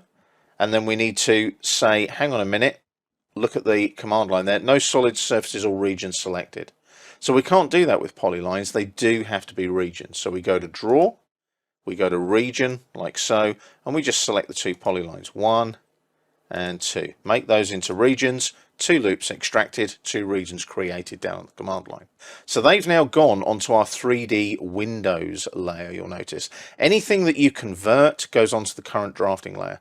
So we need to make sure that they go back onto our 3D walls layer. Just always get into that layering thing. It's a good discipline to get into. Now, utilizing the layers again, I go to 3D walls again because I'm going to be using my regions again. So I now go here to the subtract again, solid subtract on the solid editing. Again, you'll get this little combined 3D surfaces note up there. Just ignore that. So we're subtracting from the outer one, select it, press enter, select the inner one, press enter. So now we have a region, as you can see, on the 3D walls layer. What we're going to do is we're going to extrude again and select our region to extrude like so, enter to confirm, and as I come up now you can see our walls have a height, and I'm going to make that 3000 high and enter like so. So what we now have is our walls. We don't have any internal walls. We can obviously create regions there and extrude those if we need to the same height as this external wall if we want to. But we need to now use a little bit of press pull, or perhaps we could even use subtract again. Bear in mind this is a solid now, so we can subtract one solid from the other. So I go back to subtract again like so. I could use press pull, I'll show you in a moment, but I'm going to subtract from this one, press enter to confirm, and then this one is the one I'm subtracting. I press enter again, and that is now subtracted. If I go to something like conceptual here, you'll see I actually have a hole in my wall for my doors. Let's go back to the 2D wireframe. Last but not least, we'll do a press pull now. So we'll do a press pull, and it says select object or bounded area. I can select this object here. Notice there's a polyline there. I need to be careful what I select though. I need to zoom in and I need to select the object or the bounded area. If I select the bounded area like that, notice I can't press pull. I have to click on a face or a curve or inside a bounded area. So if I click there on the edge like that, I can press pull through like that and make a hole. So as I press pull through, I'll take it all the way through, all the way here like that. Don't go all the way through because you'll go through the outer wall as well, unless you want a corresponding window. If I click there, you'll notice I've now got 2 windows. I could do it that way if I want to. Now, if I go back to conceptual though, has that got rid of that 3D solid that formed the window here? No, it hasn't, because all I've done is I've used the edges created by the solid here that I made earlier. So what I can do is I can delete that if I want to, and now I've got 2 windows and a door opening, and you can see that I'm starting to build up a nice little 3D house, as you can see. We're staying in our 2D house.dwg file, and as you can see, we've got the external walls there now with our 2 window openings where we utilize the window solid and the press pull command, and we've also got our door opening where we utilize the door solid and we subtracted 1 solid from the other. We created the external walls by making the polylines into regions and subtracting 1 from the other and then extruding that region upwards to give us the wall height. So at the moment we've got a wall with some openings floating in space with some red lines there indicating our internal walls. We need to create a floor slab now, so I'm just going to pan upwards slightly, and we're going to utilize this 2D polyline here. As you can see, it's on the 3D slab layer, like so, and we just want to make sure that we extrude that downwards. So I'll hit escape a couple of times, go up to extrude here on the modeling panel in the home tab, and I'll select that polyline, like so. Just make sure that 3D slab is the current drafting layer, otherwise your 3D solid won't go onto the right layer. Select it, and I'm now just going to press enter to confirm, and I'm just going to come downwards like so. Now you'll notice that the value there is quite high as I go up and down. Can you see there? So as I go downwards, it's a downward value. As I go up, it's going upwards and covering the walls. You need to be moving downwards with the mouse like so. Type in 500, that's the depth of our slab, and enter, and it pops a little floor slab in there for me as well. So if I just zoom out slightly now, I've actually got a slab, and if I do a little bit of an orbit, hold down the shift and hold down the wheel on the mouse, you can see that slab kind of encompasses all of our building there like so. I'll just jump back to the southwest isometric view again like so, so you can see everything. You can also see the 2D lines on top of the slab because that's where the XY plane is at the moment, where the Z equals 0 value. And also we could potentially utilize those red lines to create some regions and extrude our interior walls later if we wanted to. But we now have a nice simple little floor slab in place, which is really useful. It gives us context and allows us to kind of see the wood for the trees. One thing I am going to extrude as well though is I'm going to come over here to extrude again, and I'm going to zoom in and select this little polyline here. And I want to select the polyline, not the floor slab. So just make sure that you get the polyline. There it is. Press enter to confirm, and I'm going to extrude that upwards by 3000. And press enter. That's our little column that is going to support the roof when it comes out over this opening here. But it's not on the right layer. It's gone on the slab layer. So just make sure that you select it and you put it on the 3D columns layer like so, and then just hit escape to deselect. So when you do that little orbit now, you can see we've got a little column there as well that's going to support the roof as it comes out and across our little building. Go back to your southwest isometric view like so, maybe zoom out a notch and pan to center like so. And then what we'll look at in the next video is just putting a simple roof on top of our building. Once again, we're staying in our 2D house.dwg file. And what we've done now is we've generated a simple set of exterior walls, a couple of window openings, a door opening, little structural column there to support the roof, and we've generated our floor slab. What we need to think about now is generating a very simple roof to go on top of our building. Now again, I'm keeping this really simple so that you can work with the 3D drafting processes, the 3D modeling processes that you need to start creating your 3D models in Autocad. So we're going to utilize some little tricks now with views, and we're also going to utilize the gizmos that are available in 3D Autocad.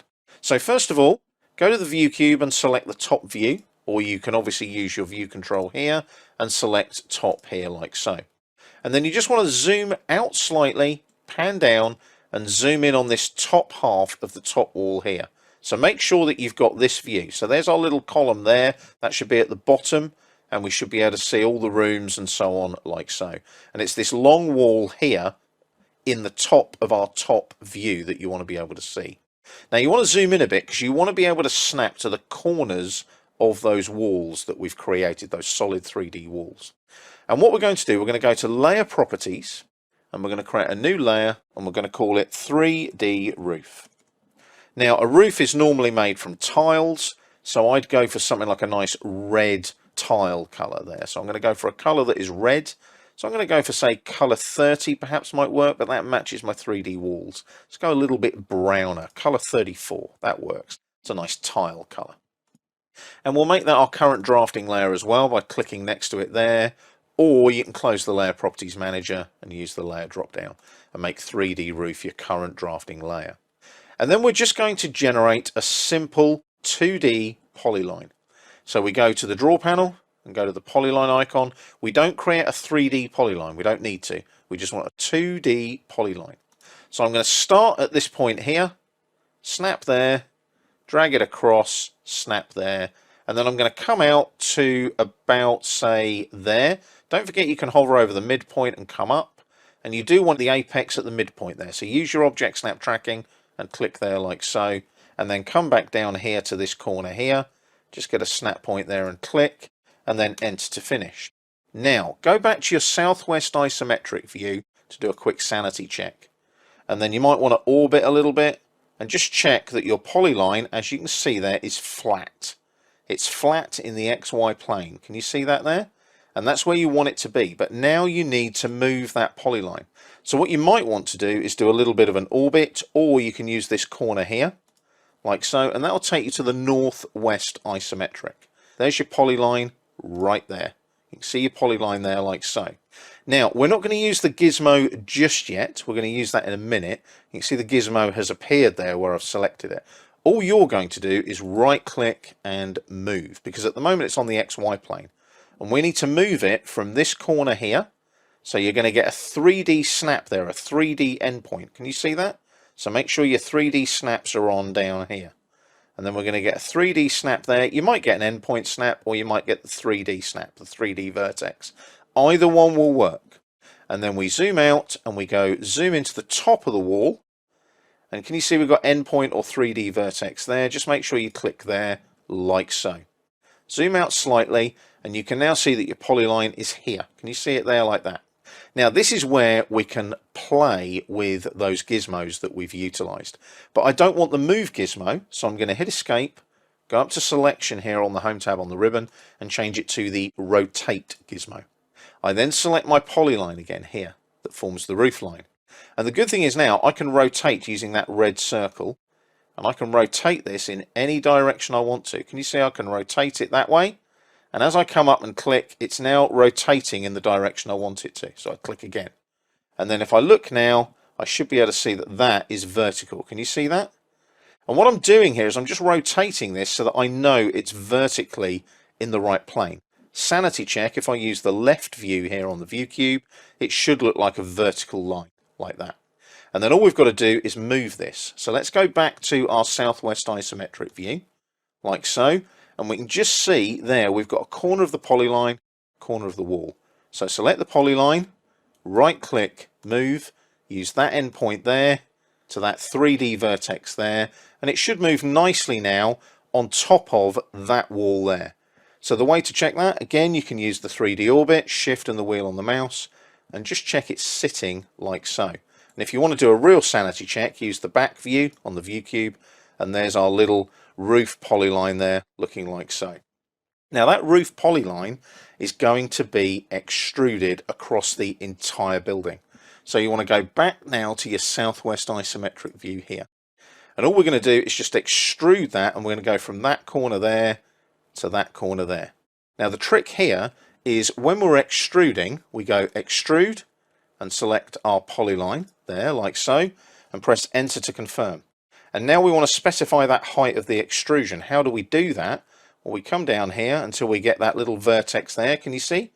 Got an end point there, and all we do is click, like so.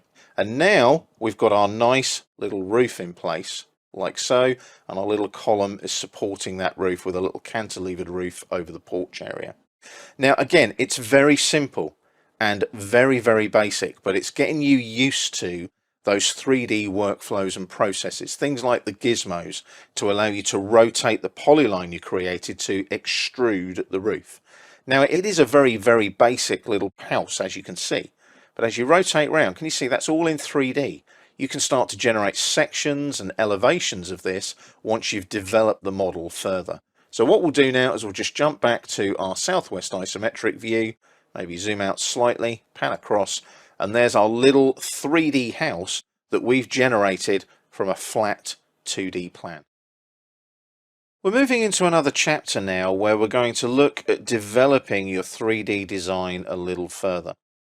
You'll notice on the screen that we've got a house that looks a little bit more sophisticated than the house we worked with in the previous chapter. That's because it is. It's been enhanced a little bit with some extra windows, doors. It's got a roof there with an awning and a porch and so on. And what I've done there is given you a nice little sort of simple 3D house to work with for this particular chapter. In fact, the drawing is called 3dhouse.dwg, and you can download it from the library to follow along with the videos in this particular chapter. When you open it up, make sure you are in the Model tab and you're utilizing the Southwest isometric view there. Make sure it's not set to perspective like that. You want it set to parallel for the moment, like so. And I'm using the shaded visual style. It's better than conceptual in this case. Conceptual looks a bit pasty, I always think. So I'm just going to use the shaded option, like so, with the visual styles. So remember, Southwest isometric, parallel, and the shaded visual style. Now, what we're going to look at in this chapter is things like elevations and sections and how we can create those to work with our design so that we can communicate our design intent later. Because at the moment, in this particular Southwest isometric view, you're not going to be able to add any dimensional annotation, for example. You want to be able to do that with elevations and sections and come off of known snap points, object snap points, where you can actually place the dimensional annotation quickly and easily. So let's have a look at how that works. One of the things you can utilize is your preset views that are already in Autocad in a 3D environment. So on the Home tab on the ribbon, we're going to go over to the View panel here, click on the flyer and say I would like multiple viewports. Now as soon as I do that, you'll see that two of my viewports have worked really well. I've got a top view and I've got my Southwest isometric view there. But these two views have gone blank. Now, bear in mind these are preset views.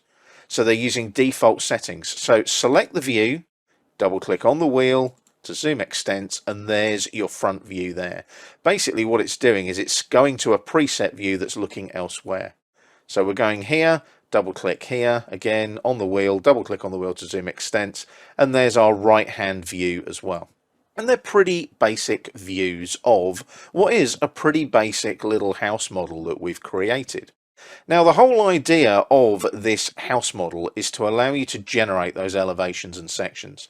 One of the benefits you have with these preset views that you can see in the viewports is you can apply them to any of your layout viewports at any time as well. So we've got this view here in this particular viewport, and it's front shaded.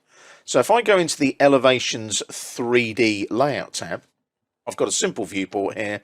Let's click on the edge of it, click on the grip, drag, make it a little bit bigger.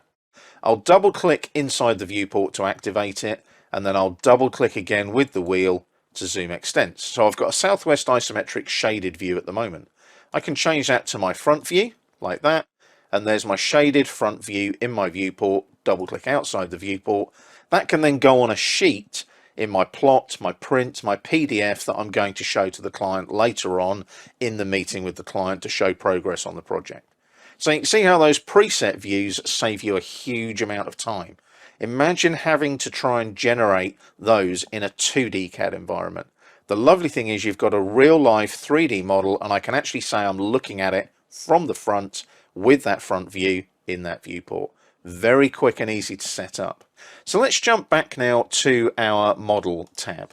What I'm going to do is select the top view here, like so. And I'm going to go into the top view. I'm going to roll back on the wheel just a notch on the mouse and pan a little bit. So that's sort of central in that viewport. Because the other thing that you can generate in 3D AutoCAD is sectional views. And to use a phrase, a picture does paint 1,000 words. And what you can do here is just add a section plane really quickly. So if I go to the Home tab now and into the section panel, there's section plane, click on it, and I'm just going to put a horizontal section plane, click, drag horizontally using the polar tracking, click again, and there's my section plane. And the benefit I have is that section plane can be clicked on and it can be moved in any direction. So what I can do now is I can actually click on this and drag and move it down. Can you see I'm moving it around in the other views there? And when I release and click again, it updates. And I've now got, if I hit escape once just to deselect that plane, a really nice view here. You can also see some of the 2D elements that were used to create the 3D house as well. So if I click in this isometric view and just zoom in a bit now, can you see I'm cutting through the house, through the windows there, through the window frames, and I've got a really nice sort of sectional view going on there as well. I'll just double click now to obviously zoom extents on the wheel. Double click on the wheel to zoom extents at any time in any view if you get a little bit lost. But the lovely thing about this section plane is I can select it and I can also flip it. So if I click on this little arrow here, flips it round, and I've got a section plane looking in a different direction. So I'm keeping this part of the house, and now the section is kind of over here, so I kind of need to flip it round. I can click in here if I want to, just flip that around that way, doing an orbit, let's say. So that's holding down shift and holding down the wheel, and there you go, I've got a different sectional view now. And what I can do there is use the view cube, click there and actually make it the northeast isometric view if I want to. So you can see how we can start to generate these sectional views and elevational views in our AutoCAD drawings utilizing our 3D model. That's what we're going to do as we work through this particular chapter in the course. We're staying in our 3dhouse.dwg file, and as you can see I've left it all in the same state as it was at the end of the last video. So we're going to do a little bit of housekeeping, because what I want to show you now is how to generate what is called a 2D flat shot of your 3D model. And it's a really useful tool if you just want to generate some 2D views of your 3D model quickly and easily. So make sure you go into the top viewport here, and what I'm going to do is select the section plane that I created. Let's just delete that so that everything kind of goes back to normal. And then we're going to go up to the view panel here, click here, and I want a single viewport. That should take you back to your top view that you had selected as your viewport a moment ago. So what we're going to look at now is how do we generate this flat shot? Well, you can see at the moment that we're in the top view. Now, that's a pretty mundane view. You might want to generate a flat shot of that though. So let's work with that first. Make sure you're in the top view on the view cube or on the view control here. And again, this is where parallel is really important. And if it does fill the screen a little bit, just roll back on the wheel a notch just to zoom in or out like that. And obviously pan it to sit it centrally. Now I'm going to move my top view. I'm going to pan, hold down the wheel and move across like that, because I want some space over here to place my flat shot. Now, one of the things that I always do is generate a new layer for my flat shots as well. So layer properties in the layers panel, and we're going to jump to new layer there, and I'm going to call this the 2D flat shot layer. Now I'm going to leave it as white in this case. You could make it a grey, but ideally you want to make it a colour that stands out. So I'm going to leave it white like that. And then what I'll do is I'll double click on the little sheet of paper there to make sure that 2D flat shot is my current drafting layer. Now flat shot is quick and easy to generate too, because you just go to the Home tab on the ribbon, into the section panel and click on the flyout, and we'll just pin that open, and there's our flat shot command there. It creates a 2D representation of all 3D objects based on the current view. So if I click on flat shot now, I can insert this as a new block, I can replace an existing block, I can export it out to its own DWG. Foreground lines are colour by block, I always set that to by layer. And then any obscured lines, you can show those or not show those, it's entirely up to you. But something you can do here, which I quite like doing, is I'll do it by layer, but I'll change the line type. So I'll give it a dashed line type, for example. And I can include tangential edges if I want to. We don't need to because there's no real curves to worry about in this particular case. But when I click on create, there's my snapshot, and look, I've got those lovely dashed hidden detail lines inside the property itself. So I can click there and enter the X scale factor. I can scale it if I want to. I'm just going to go with 1 each time. So use the X scale factor 1 for the Y scale factor. Rotation angle 0, we'll leave it at 0 and just press enter to confirm. And there is our 2D flat shot, and it's just an AutoCAD block. Now the lovely thing is, because that is an AutoCAD block, I could explode it if I wanted to and work on the detail. I'm not going to though. But one thing I can do is I'll just unpin that there like so, is I can now move this. So I'll select it, move, pick a corner. If I line that in with that and just drag across a little bit, that is now lined in beautifully. So not only now have I got my 3D model, but I've got a 2D flat shot of that roof as well. So if I just hit that corner and go to the southwest isometric, there's my nice flat view that I can work with, and I can add some dimensional annotation to that as well. But the benefit I've got with a 2D flat shot is that I can go to elevations 3D here, and I can create another viewport. So let's just jump and make sure that the VP layer is available, the viewports layer. There it is there. So what I'll do is I'll make this one smaller, pop that up there, double click in there, double click on the wheel, zoom extents, and you can see, look, there's my flat shot there. So what I want to do here is ideally zoom in a bit, pan across. So there's my front view that we had earlier. But what I'll do now is I'll create another new rectangular viewport. And in the layout viewports now, I'm just going to pick a random sort of rectangular shape like that. And what I can do now is I can jump into here, and what I can do is I can change the view like so, flip that round, turn it around a little bit using the view cube, zoom in here, and I've now got a 2D plan view as well. So not only have I got my 3D views, I could change this to something like an isometric. Let's go back to the good old southwest isometric view. I can change that. I might need to move that a little bit perhaps, but can you see where I'm going with this? I can generate 2D snapshot information very quickly and easily using my flatshot command. Now obviously if any changes are made to the model, they're not going to reflect in that until I update it. But there's a trick there as well. If I jump into the model tab here, what I can do is I can select this like so. Now I can replace this very quickly and easily. So if I go back to, let's say, the top view here, like so, and I jump in here, and I go to flatshot again. So I can replace the existing block, select it, it's there, like so. I want to replace that one. And I can then go foreground. I want to change the color again. I want it by layer.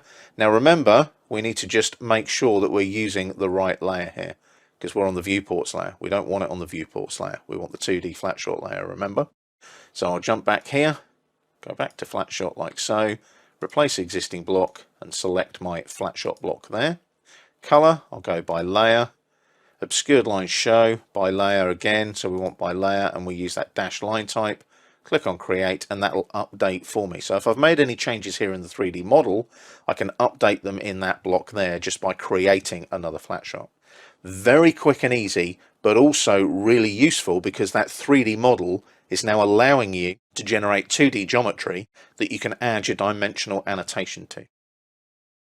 Once again, we're staying in our 3dhouse.dwg file, and in the previous video I explained how to generate a 2D flat shot, and you can see it there on the right hand side of the drawing. It's that white block here with the white layers there like so, and it's just a simple block that's been created from the data in our little 3D house model. Now you remember I talked about section planes earlier. What we're going to do, we're going to go to the Home tab on the ribbon and into the section panel and click on section plane. And we're going to generate a section just approximately here. Click once there. Using your polar tracking, take it all the way through to the right and click again like so. So you should end up with a section plane that highlights only this small part of the roof. What we're going to look at now is how we generate a 3D sectional view based on our section plane that we've just created.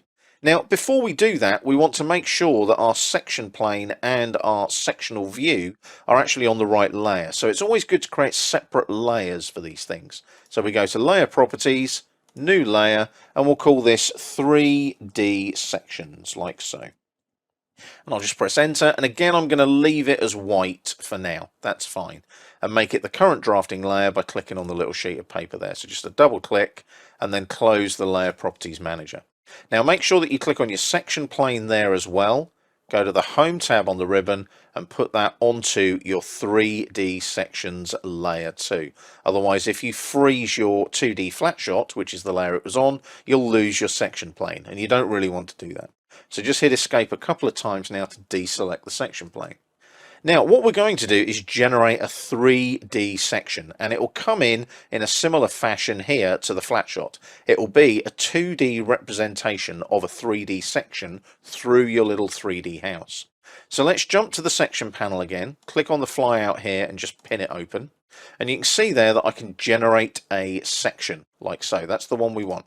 Generate section, and it will open up this dialog box like so. Now if you don't get all this detail, there's a little arrow here. It might look like that. Just expand it out by hitting the arrow like so. Now we need to select the section plane we're using first, so hit this icon here and select your section plane that you created a moment ago. Now all of your options highlight and you can start creating a section. Now you've got a choice. You can have a 2D section elevation, which is what we're going to generate. It's a 2D representation of this section through the 3D model. We'll look at 3D sections in a little while because they're slightly different. What we can do there is use what they call live sectioning, which is a 3D section, and I'll show you how that works later. We're going to have a 2D section elevation, we're going to include all our objects, and we're going to insert it as a new block. Notice you still get the option to export out to a file if you wish. Section settings, you can set up things like the intersection boundaries, the colours, the layers, the fills and so on. My fill is just going to be colour 8, like so. But you could have a different hatch there. For example, it's using solid at the moment.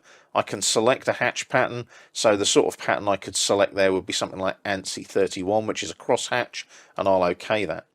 And then what I do is I OK that like so, and then I create here by clicking on create, and there's my nice little sectional view there. I'll click there, and we've got the X factor again, which is 1. The Y factor will be the same as the X factor, so we just press enter to use the X scale factor. Rotation angle 0 is fine, press enter to confirm, and there is our 3D section, but it's a 2D representation, so it's like the flat shot. It's a snapshot of our 3D section there like so. But again, you now have the benefit of 2D information in the drawing that you can now add dimensional annotation to if you need to.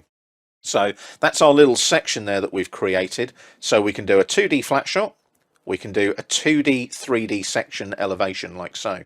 Now bear in mind our section plane doesn't have to go through the building itself.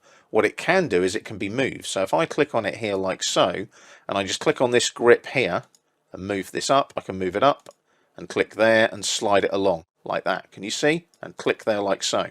So when I hit escape now, that section is now incorrect. But what I can do, like we can with the flat shot, we can go to generate section, and we just move the dialog box, select the section plane, which is here, like so, and we've got a 2D section elevation. I need to replace an existing block, so I select the block, which is this one here, like so. I click on create, and it did not generate any geometry because of the position of the section object. Now that is a typical mistake that you might make. You'll think, oh, I've moved that outside of the building, so it should show me an elevation. Well, it won't. That's what your preset views are for your elevations. What you want to do here is OK that, and you now need to move this back down. So I'll just use the gizmo. I'll bring that in ever so slightly and click there like that. And then what I can do is update again. I can generate the section block here, like so, and I want to replace it. Select that block there, like that, and create, and that will update slightly because I've obviously moved the section plane there. But bear in mind, the section plane does have to cut through something. It can't just sit in space because there's nothing there to generate otherwise. So as you can see, you're generating 2D flat shots and 2D representations of your 3D sections very quickly and easily, utilizing the 3D model of the house that we've already got.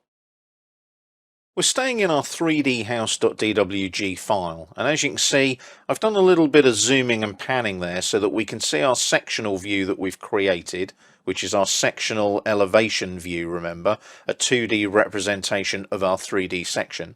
And we've also got our flat shot down here, and there's our section plane right there. Now, what I want to show you is how to update these views quickly and easily. So let's say I move my section plane. I'll use the gizmo there, just click on that green one, just drag it down a little bit and click there to move it. I'll just pan upwards ever so slightly so that you can see it, like so. So I'm just going to hit escape now to deselect that. And what we're going to do is we're going to update the view here. Now this view here is based on when the section plane was up here. How do I update that? Well, it's very, very easy. We go back to the section panel here in the Home tab. We go back to Generate Section, like so. We select our section plane like so, like we did previously. But this time we want a 2D section elevation, including all the objects, and we're going to replace the existing block. So this is how we can update these elevations and sections that we create. So I select the block that I want to update. So it's there, click on it. As you can see, block selected. Now I can go into the section settings and I can change this. I can change my colors if I want to. So let's change our intersection boundary to say a nice color like red, for example, just so we can see the update. So I'll apply that. So I'll apply settings to all section objects and OK it. And then I'll click on create, and you'll see it updates accordingly. You can see the section has changed in appearance, but also that red has updated as well to show me it's a different sectional view. So my sectional view there is updated based on the position of my section plane. Similar in the way that I can update my flat shot if I want to as well. So let's go back here now and go to flat shot. We can replace the existing block. So let's select the block like so, like that. And what we've got here is foreground lines color. Let's change that also to red. We'll leave the obscured lines, we'll show them with the dashes, but we'll leave those as white. And what I want to do is replace the block. So I select the block, make sure I've got it selected, block selected, click on create. And can you see that updates as well accordingly? So I've got the red showing the outline and the white showing the dashed obscured lines within the model itself. So you can see how things can update very quickly and easily if you do make any changes to where the section line is, or perhaps there's changes to the model and you want to represent that in your 2D flat shot as well. Very quick and easy to do, just replacing blocks in your drawing. Now the benefit you have here as well is if I now jump back to my southwest isometric view, I've still got my nice 3D model here of the house, but I've now got some 2D representation again that we can add dimensional annotation to when we need to communicate our design intent as well. We're staying in our 3dhouse.dwg file, and you can see I've left it in the same state as it was at the end of the last video. Let's change our view of the model. Let's go back to the top view on the view cube like so, and there's our section plane right there like so. Now you'll notice that when I select the section plane, it all highlights, and I've got live section switched on here.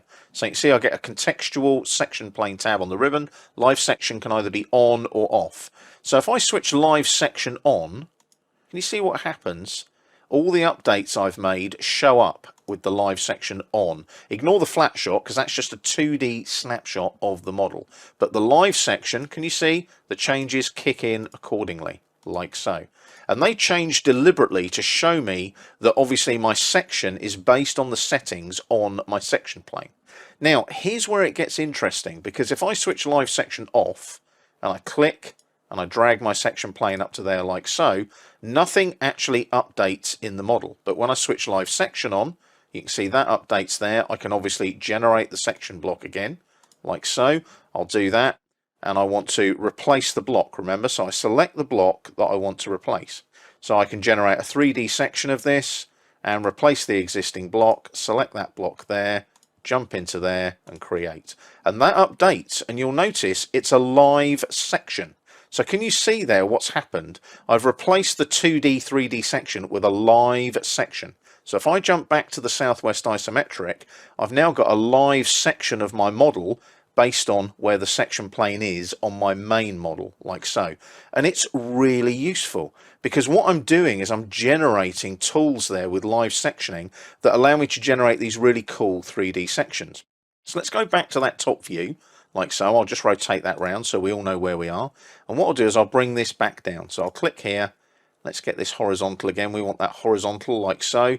So you want to get that ideally going vertically down and horizontal going this way. How do you do that? Well, I'm not going to worry about it too much. I'm going to get it nearly horizontal. Obviously, you can adjust that accordingly if you wish. But what I can do now is I can generate another section block here. And what I'll do is I'll generate section block and I'll do the 3D section again, replace the block again. And with my live sectioning on, I can replace this block, hit create, and it updates again. And if I go back to my Southwest isometric, I've got another 3D part of my model, another 3D section. So can you see there, with live sectioning, I can generate lots of different live views of my model, which is really quite handy because all of these now are views of my model. They're live sections, and I can almost generate a step-by-step view through my little 3D house if I want to. And it's one of the major benefits. It's a live section, so it's a live section based on what's happening with this particular section plane here, like so. And I can also change this to, say, a boundary. And as you can see, if I click and drag that out now and come out this way a bit more, can you see that now, because I've dragged that boundary out, outside of the property, my live section has changed again based on the view in the 3D model. Now, obviously, there's so many different permutations and combinations of this, where you can mess around with boundaries, slices, and so on. This is the 3D Essentials course, and I'm just taking you through the essentials you need to know to get into these workflows and processes. But if I bring this back in again, click here and just drag this back in, the boundary, so I need to click and I need to drag and click there. Can you see how it changes accordingly because I'm live sectioning? Click and drag again, drag it out this way, click, and there's my live section updating every time I move that boundary. It's a really useful tool when you're working with 3D objects in 3D Autocad. So I'll leave you with that live sectioning in this particular chapter, and we'll move on to how we work further in our 3D environment in the next chapter. We're starting a new chapter now where we're going to think about communicating our design intent. Not only do we create a 3D model in this course, or work with 3D models, we're also creating 2D sections and elevations from the 3D model that we need to annotate accordingly and communicate our design intent. We want people to know how big our 3D house is so that it can be built, for example. Now, we've got a new drawing for you. It's called 3dhousedesign.dwg, and you can download it from the library to follow along with the videos in this chapter. Now, when we get started, a little bit of housekeeping. When you open up the DWG file, you want to be in the Model tab. You also need to be in the top view, like so. Make sure you're in the top view. You might want to roll back on the wheel a notch to zoom out slightly, perhaps, so that you can see everything. And also your visual style should be 2D wireframe.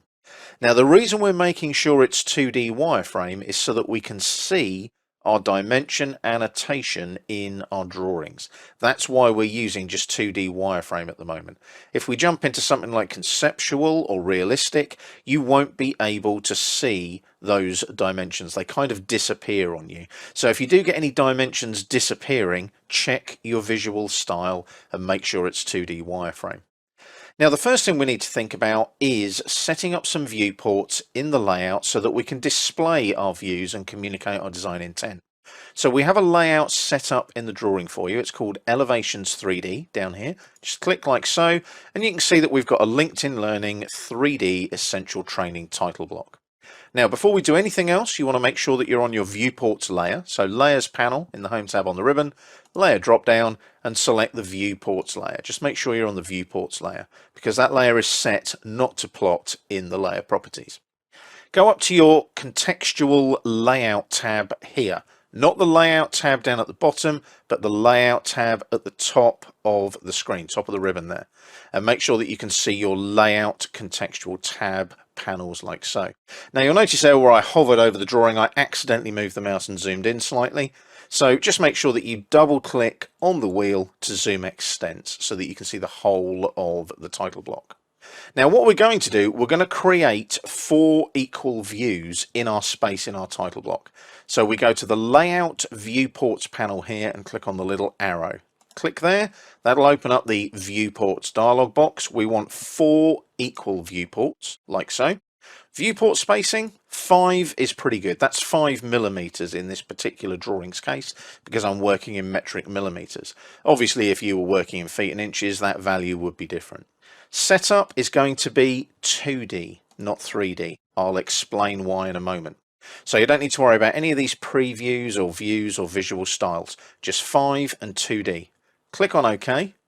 Make sure that your object snaps are on, mine are, down there, and then you're going to snap from this endpoint snap, left click, down to this endpoint snap, left click, and there's your 4 equal viewports, and there's our little itty bitty gap of 5 millimeters between them.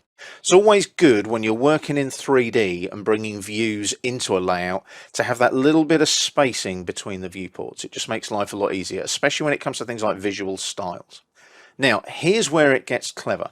What we need to do is set these viewports up with views and scales so that we know everything is scaled accordingly. So what we're going to do is in the top left, double click inside the viewport. We're going to set this to a view of southwest isometric, like so.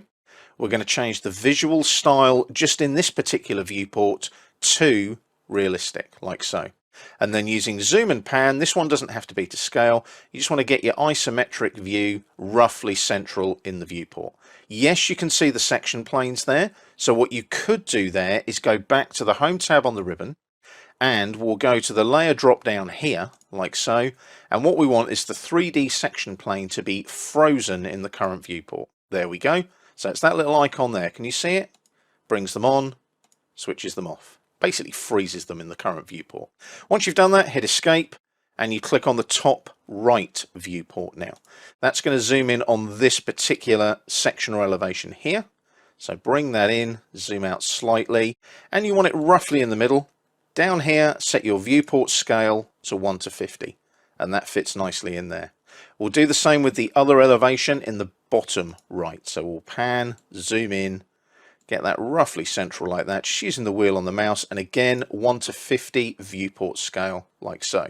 So they fit nicely in the viewports. We'll also do the plan view, the flat shot that we created previously. Again, zoom and pan, get it roughly fitting inside the viewport in the center there using zoom and pan. And this time you want a 1 to 100 viewport scale, as you can see. So they all fit. Double click away from the viewports, ideally in the grey area in the layout space, and you'll deactivate the viewports.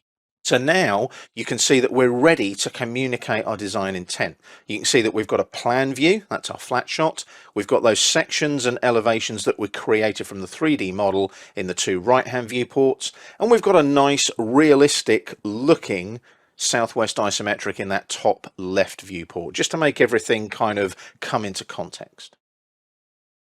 We're staying in our 3D house design.dwg file. And in the previous video, we were in the layout tab, the elevations 3D layout tab, setting up our viewports, getting the viewport scales in place, making sure that everything is ready to communicate our design intent. What we need to do now is a quick sanity check. We're going to go back to the model tab now. Now everything is here in the model tab. Remember to be in that 2D wireframe visual style. And also you need to be in your top view. So that should say top on your view cube over here and top on your drop down over here on the view control as well. Now we're just going to do a quick sanity check based on our section planes. We've got 2. We've got one there and we've got one there. And what these do, they create these views up here. So this section plane here is creating this view, and this section plane here is creating this view. Now, if you want to update any views, all you do is select the appropriate section plane. So I'm going to select that one, and that's for this view here. And what I do is I go to generate section block here, like so, and it's a 2D section elevation, include all objects. If you do need to update it, you just go replace existing block, select block. So there's the block there. I select it, like so. Check your section settings, make sure everything is set the way you want it, and OK it. Click on create, and that updates that particular section there. We can do the same with this one. Section plane again, generate section block. We go back here, replace existing block, select the block like so.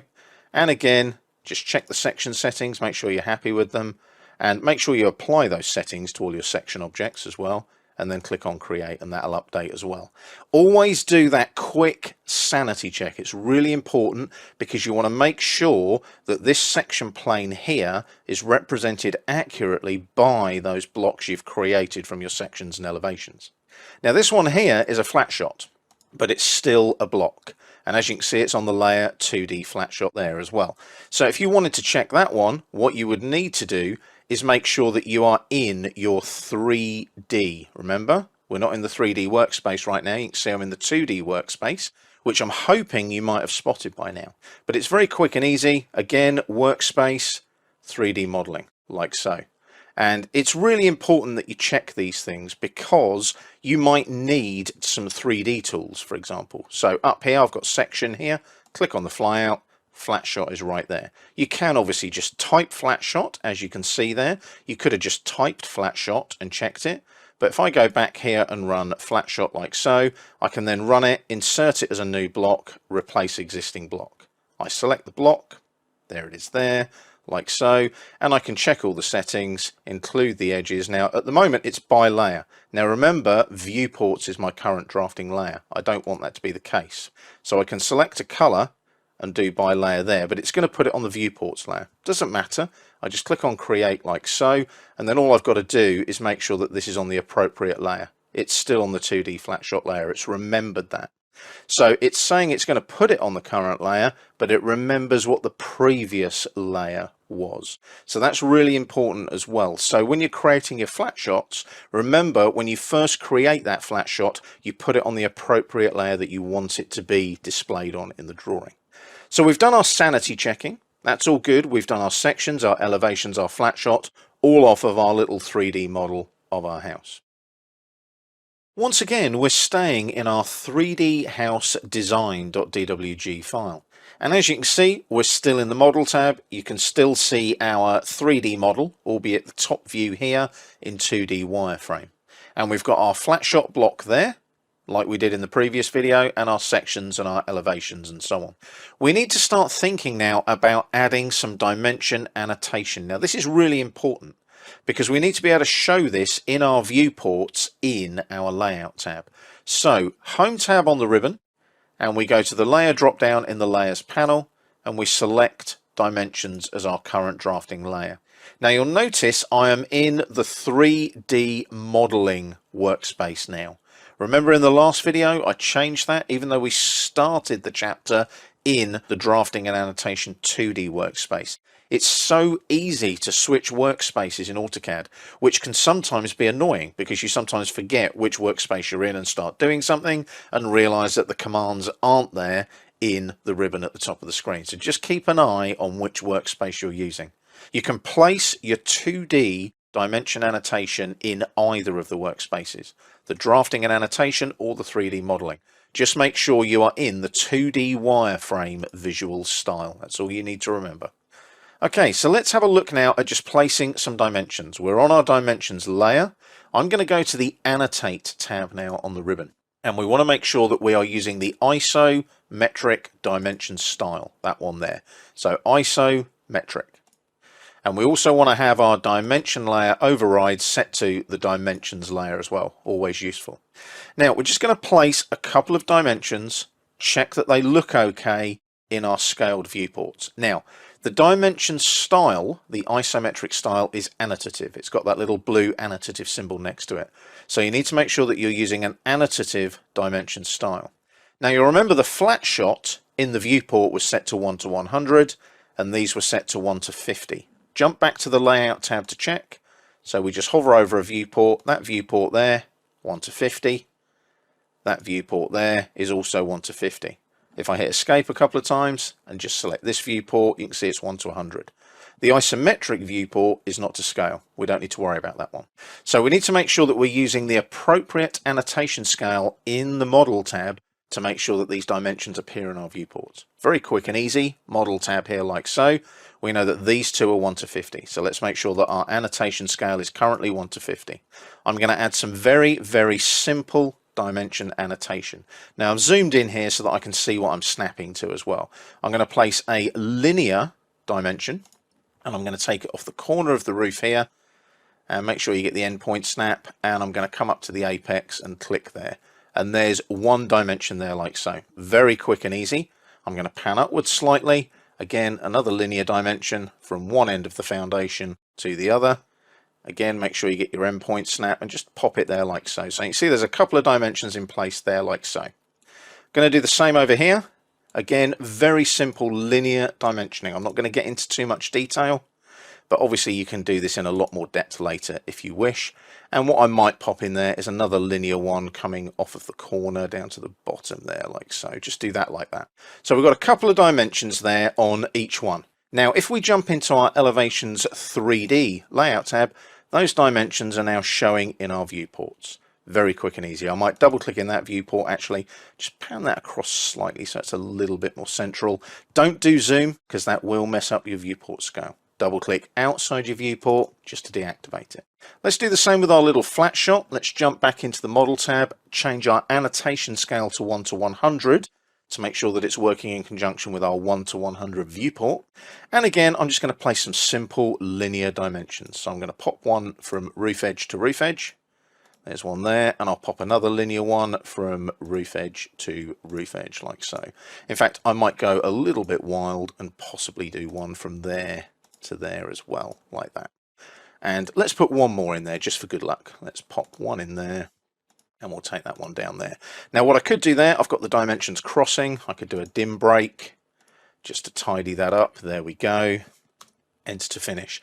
Now you'll notice that the dimensions here, the text is bigger than the dimensions there. That's because we're using annotative scaling, but when I jump back into the layout tab, you can see that all those dimensions are the same size in each of the viewports. That's the benefit of annotative scaling and annotative dimensioning. So we've got our communication of design intent in place. People know how high the building is, how wide it is. There's some dimensions on the plan so people know how big the roof is and so on. Again, I haven't gone into a huge amount of detail here to communicate our design intent, but obviously if this was a professional model with professional drawings, you'd go into a lot more detail with your dimension annotation. But you get the idea there, and you can see how quick and easy it is to put that dimension annotation into your drawings even when you're working in a 3D environment in Autocad. We're staying in our 3D house design.dwg file, and as you can see we're in our 3D modeling workspace and currently in the Elevations 3D layout tab. Now one of the things that you can do with AutoCAD in 3D is apply materials to surfaces in your model. So what we're going to do now, we're going to jump back to the model tab and zoom out slightly, and we need to look at our 3D model, which is actually here like so. And what you want to do is go to the southwest isometric like that and zoom in so that you can see the 3D model. Now at the moment it's in 2D wireframe, so it does look a bit convoluted and a bit messy. Let's jump back to our realistic visual style. Now you can see that looks obviously much better in the scheme of things. And what we want to do now is think about some materials. Now when we go to visualize here, on the tab in the ribbon in the 3D modeling workspace, we've got our materials browser in the materials panel. So we click on materials browser, that'll pop up on the screen. I'm just going to pan across slightly here, there we go, so we can see all of our house. Now the trick here is just to add some materials to our model, and then when we do a realistic visual style in that southwest isometric in that viewport, when we do print this out and send it to say a high resolution PDF, it'll look nice for the client. So let's have a look at the roof. Let's search for tiles, for example, in the materials browser. So I'll search for tiles, and you've got all different types of tiles in there. Now what you might want there is roofing tiles. So if I go to roofing, we've got some Spanish tiles in different colors. So let's go for our faded red. We'll drag that across and apply it like so. And can you see it changes color there in the model tab? Let's do that faded red again for the little roof here as well. Now, I'm still in pan there, so I might want to right click and exit pan too. There's faded red again, so click on it, just click and drag and place it there like so. Now, other things we might need to think about is our brickwork. So we can go in here, type bricks, like so. And what'll happen there, you've got ceramic and masonry. We want masonry, and we've got various ones there, retaining walls, slate and so on. And all I need to find here is a decent brick. So I've got lime green 6-inch bricks. Not really what we need. So let's expand the masonry out and go to brick. And we've got some modular brown and some modular grey, light brown, light red. Doesn't matter what you apply. You can apply whatever you want. I'm going to go for the light brown. So it's a click and a drag. Place it on a wall like that. And there you go. Our walls have now updated like so. Now bear in mind that outside wall is one whole solid, so I've done the whole house there with that. We've also got our little concrete foundation, so we might want to search for concrete as well. And I'll just do a search for that, and there we go. We've got concrete there, there's concrete, and we've got blocks, exposed aggregate, flat, grey, polished grey, formwork, industrial floors, and so on. So it's entirely up to you what you go for. I'm going to go for precast smooth, which is that one there. And you just want to get it just on the edge and release, and you can see it changes colour ever so slightly. Now all I've done is drop some sample materials in there. I'm going to close the materials browser now, like so, and then double click on the wheel to zoom extents. So you can see there's all our 2D information over here with our flat shot, sections, elevations, dimensional annotation. If I now go back to the Elevations 3D Layout tab, you'll see that that looks very different now. And what I can do there perhaps is double click inside the viewport, zoom in a notch, and you might want to just pan that ever so slightly and just get it to fit like so. It just fits ever so perfectly like that, and double click away like so. So there you go. You've got a nice, realistic looking drawing there. You've got all your dimensions, plans, elevation sections, and it all looks good. Now, hopefully, we've got a page setup manager set up in place. So I right click and go to page setup manager, and you can see we've got an ISO A1 landscape PDF page setup being used there like so by the Elevations 3D Layout tab. So I'll just close that now, right click and plot. And I'm not going to plot this, but I'm just going to do a preview. And there's a preview of what we would actually get if we plotted it out at the moment. So you can see everything looks really neat and tidy, but more importantly, you are communicating that design intent. Now, if I zoom in here, I can zoom, remember, so I've got a zoom tool here, zoom window. Let's do a little zoom window there on that area. And you'll see there that it does look a bit grainy when you zoom in close. But when you zoom back out, you'll see that that obviously looks okay. Now, what will happen if I right click and exit there, and obviously cancel the plot dialog box, is it looks okay there on the screen, but you might want to check with your resolution on your graphics card, the resolution that you're working to in your page setup as well. That's really important. So it's a right click down here and page setup manager. I'll jump into the page setup and just check modify. I need to check what it is here. So at the moment it's a high quality print in PDF. So if I select that and go to PDF options, I can change the quality of that plot if I need to. So be aware that you can change the quality of your plotting as well in your page setups if you need to. Just double click on the wheel there to zoom extents like so. And there's your plot. And as you can see, with those visual styles and the materials, you can make things look really good on your AutoCAD drawings. We're starting another chapter now, and we want to start thinking about how we can create some great visuals in AutoCAD from our 3D design in our 3D environment. Now you remember in the last chapter we got everything set up to communicate our design intent. So what I've done is I've copied that file, saved it with a different file name, and you can download it from the library to follow along with this chapter. This time it's called 3dhouse-visuals.dwg. So download that file, open it up in AutoCAD, and you should have something similar to what's going on the screen at the moment. We're currently in the Elevations 3D Layout tab. You'll notice we have an extra camera and render tab as well, which just has the one viewport. You'll notice my viewport is active there. Just double click outside the viewport to deactivate it. You should always deactivate your viewports. We're going to utilize that particular camera and render layout tab later on in the chapter. What I'd like you to do is go to the model tab like so. And what we're going to do, we're going to set up our southwest isometric view. You can use view control or the view cube. and then a little bit of panning and zoom in on the actual 3D model of our house. Now, we're not working with things like elevations, sections or flat shots here. We're placing a 3D camera to get some really cool visuals of our house in our 3D model.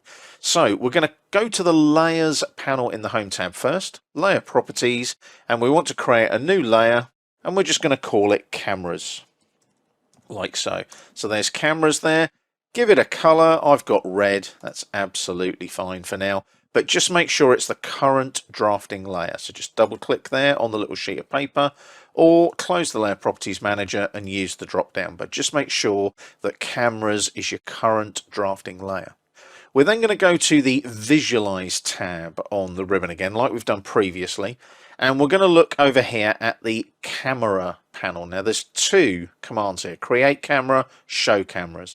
Make sure that Show Cameras is on, like so. You want to make sure that's on, and then Create a Camera. Now, as soon as you do that, you'll see this little camera appear. Now, we need to specify our camera location. I'm going to pop it about here. So sort of looking towards the entrance and the little awning and the column there. So I'm going to click once, and that places it. And as I drag now, can you see the lens of the camera comes out and goes across the building like so?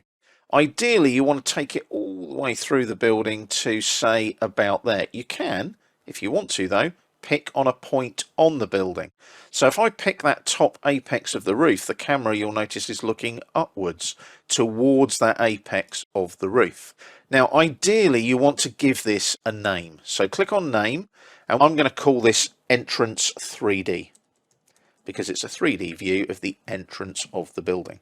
So I'll just put Entrance-3D like that and press Enter. That gives it a name. Now, as soon as I click on Exit, like so, my camera is placed. And every time I hover over it, because I've got Show Cameras on, it'll highlight them. That's why I always leave this Show Cameras on. When I'm working in the model space, you want to be able to see where those cameras are. Now, if I go to the View tab here on the ribbon, though, and click here, you'll notice my Entrance 3D camera view has been saved as a named view. That's great because I can now apply my camera views to perhaps a viewport in a layout tab. But before we do that, we want to make sure our camera view is working. So I click on the camera, and as soon as I do that, I get my camera preview. And I love this. This is a great tool. And I always leave this ticked. I always display this window when editing a camera, because I then get a sanity check of what my camera view actually looks like. So at the moment, you'll remember we placed the camera down here, and it looked up to the apex on the roof there. So you can see it's kind of on the ground looking up. That's because the Z value of our camera at the moment is at 0. So with the camera selected, it's a right click and Properties, and you'll see that our Z value there is 0. I'm going to change that so it's actually up and looking down on the house. Let's say 3.5 meters, 3,500 millimeters. Now, as soon as I do that, can you see it changes? It kind of looks horizontally at the house now. And you can see there that that's still not really where I want it to be. So I'm going to change that value. Let's change it to 2 meters. So that's about 6 feet above ground level. And that gives me a nice view, you'll notice there. So I'm going to close the Properties palette. And what I can do now is I can hover over the camera, click on the grip. And as I move the camera around and move it back, can you see I'm getting a nice view in my camera preview like so? Click again, and my camera has now been moved, and my preview's giving me a great preview of the front, the Entrance 3D view of the house. Now, what I love about this is I can change my visual style at any time, so I can see what it looks like. X-ray is quite a nice one actually for camera views. I quite like X-ray because you can see right through your 3D model. But as you can see there, you've got all these grips available to you to edit the lens of the camera and how wide you want the lens and where you want the lens to be. So once you're happy with that, you can close the camera preview for the moment and just hit escape a couple of times to deselect. Your camera is now placed where you want it to be.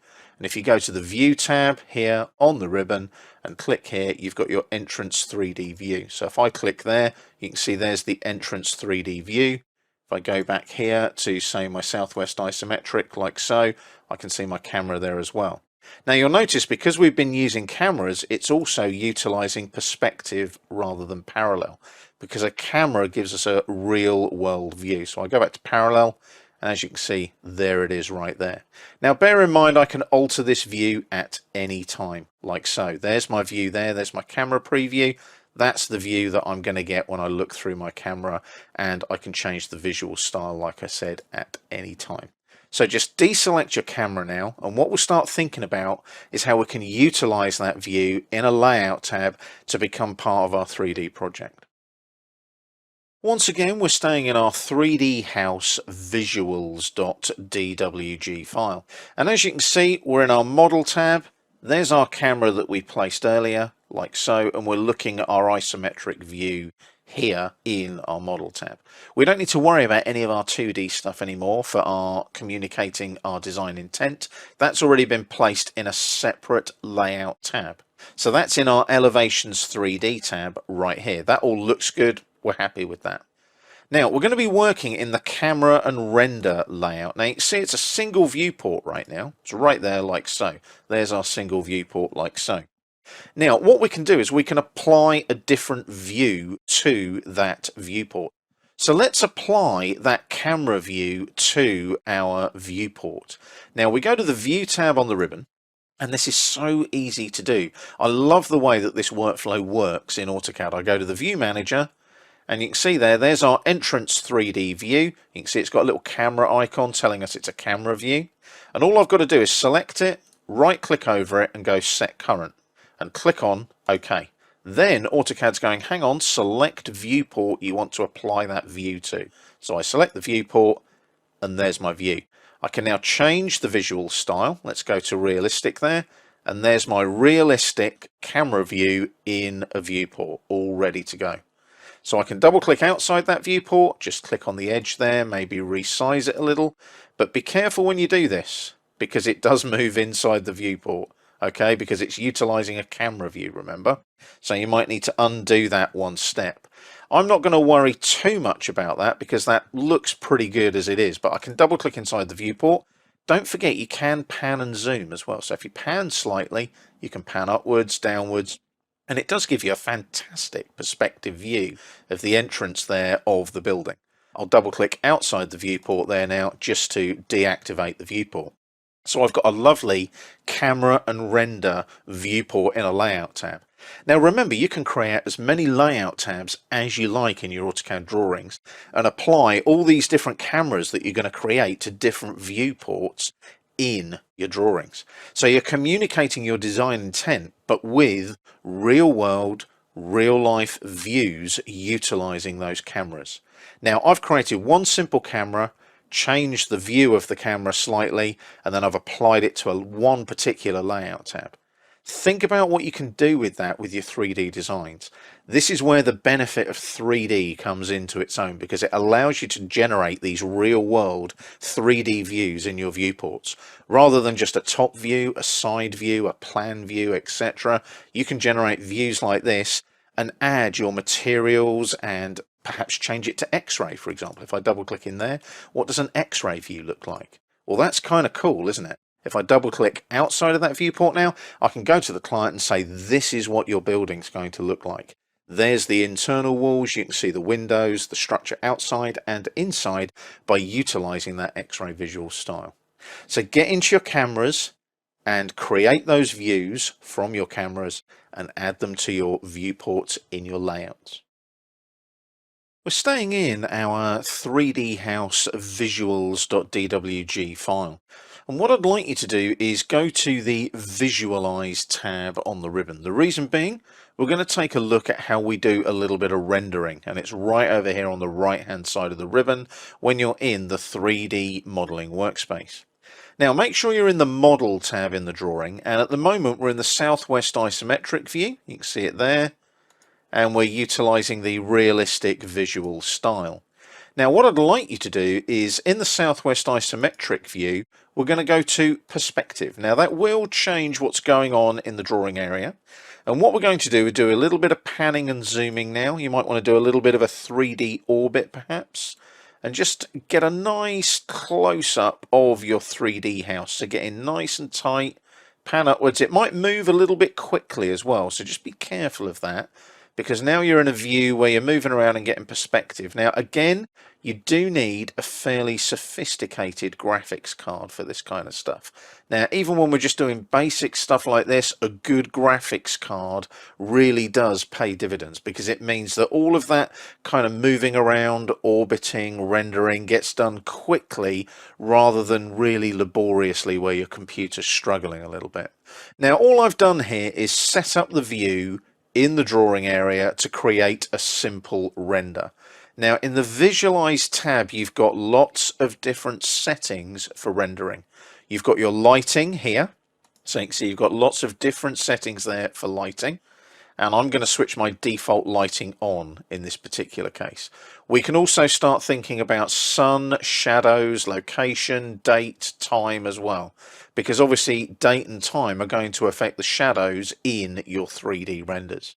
Materials we've already touched on with the materials textures on or off. Our materials and textures, we want them on.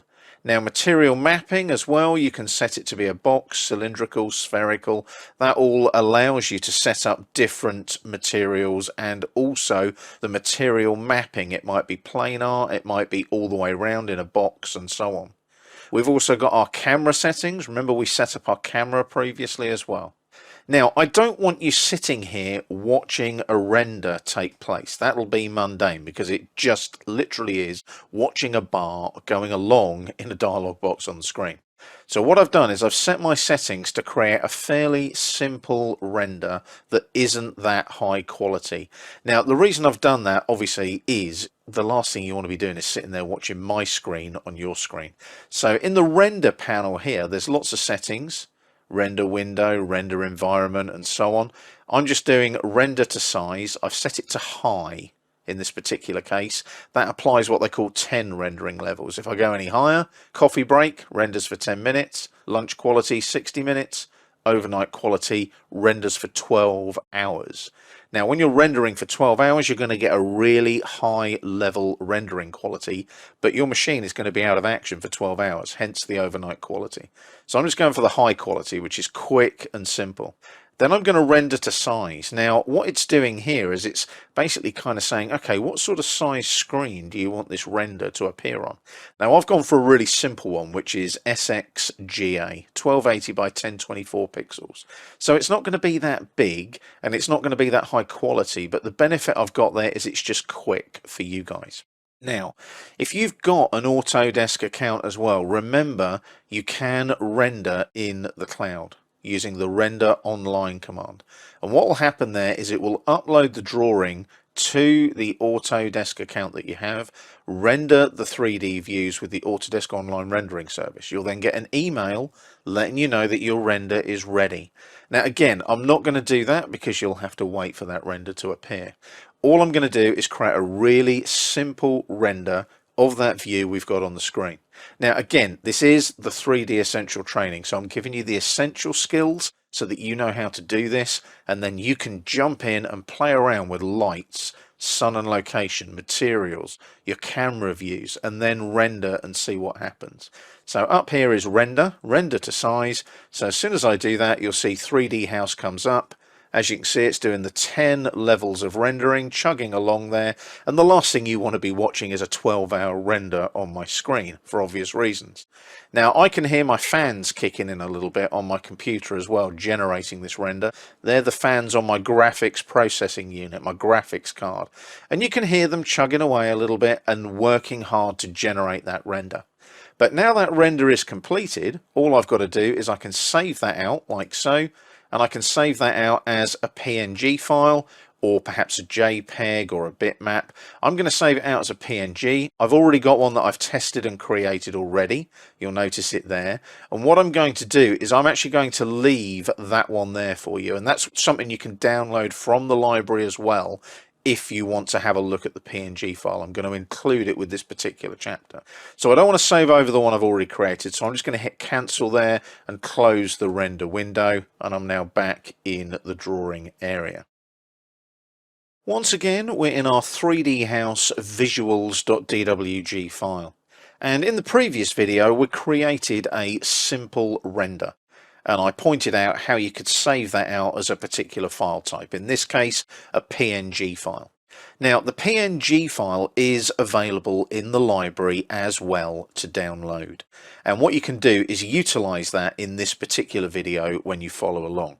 Now a little bit of housekeeping first. Let's go back to our isometric view, southwest isometric, and just make sure that we're utilizing parallel rather than perspective.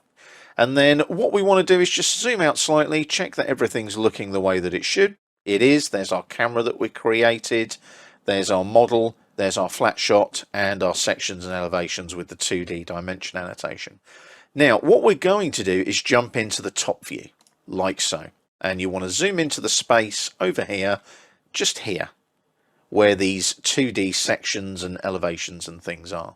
Because what we're going to do is we're going to import in our PNG file, our render file. And that's very easy to do. We just go to Insert on the ribbon and we click on Attach, like so. Now you'll notice there's our 3D House Visuals PNG file. Now this is one I've specifically saved out for you and put in the library. Obviously if you've done the previous video and created your own render and you prefer it and you've saved it out, that's great, use that instead. That's absolutely fine. But I'm going to click on Open now, and I've got the opportunity to bring this in. So it's a relative path, it's in the same folder as my drawing, my 3D House Visuals drawing. Insertion point I'm going to specify on the screen. Scale I'm also going to specify on the screen, but the rotation I'll leave at 0 because we want it horizontal. So I'll click on OK, and I'm going to pick an insertion point. Click, drag, size accordingly, and click again. And there is my PNG file. Now it's not perfect, it's a little bit grainy, it's a little bit pixely. If you want a really nice clean render, you're going to need to move towards that 12-hour overnight render so that it's absolutely perfect, real world, real life, etc. Now I've done a really quick and easy one here because, like I said, you don't want to watch my computer rendering, especially not, you know, on your screen when it's rendering on my screen, for example. But what you can do is that PNG file can be attached really quickly and easily, like so. But be careful. I'm going to go back to the Home tab. Currently it's on the cameras layer. It's been brought in on the cameras layer. If you want to bring your PNGs in, create a new layer for them. It's always a good idea to do this, and we'll just call it something like images, for example. And I'll change the color there. We'll say that that has a gray color, like that. And we'll just close the Layer Properties Manager, select that, and just make sure that it's on the appropriate layer, like so. So back to the Home tab, and make sure it's on that Images layer. And if I hit Escape now, you see it's got a grey outline rather than a red one. Now if you do click on these images, you can have a clipping boundary, brightness, etc. So I can turn the brightness right up on this, and look, can you see it really does shine if I take it up a bit, take the contrast up a bit, like so. You want the fade set to 0. That's always a good idea. Now if I hit Escape to deselect that, that looks reasonable, doesn't it? It's not too bad. It's a little bit grainy, but I'm not going to worry about that too much. Now we've got our Elevations 3D layout tab, like so. Now you'll notice, can you see our image is just showing in that viewport there? So what you might want to do there is just move that image a little bit in the model tab. So let's just select it, right click, we'll just move it away. Pick a corner or a base point, just make sure that you pick a point on it, and we'll just move it over here a little bit, like that. And then you'll notice when I go back to Elevations 3D, it's not sticking out in that viewport.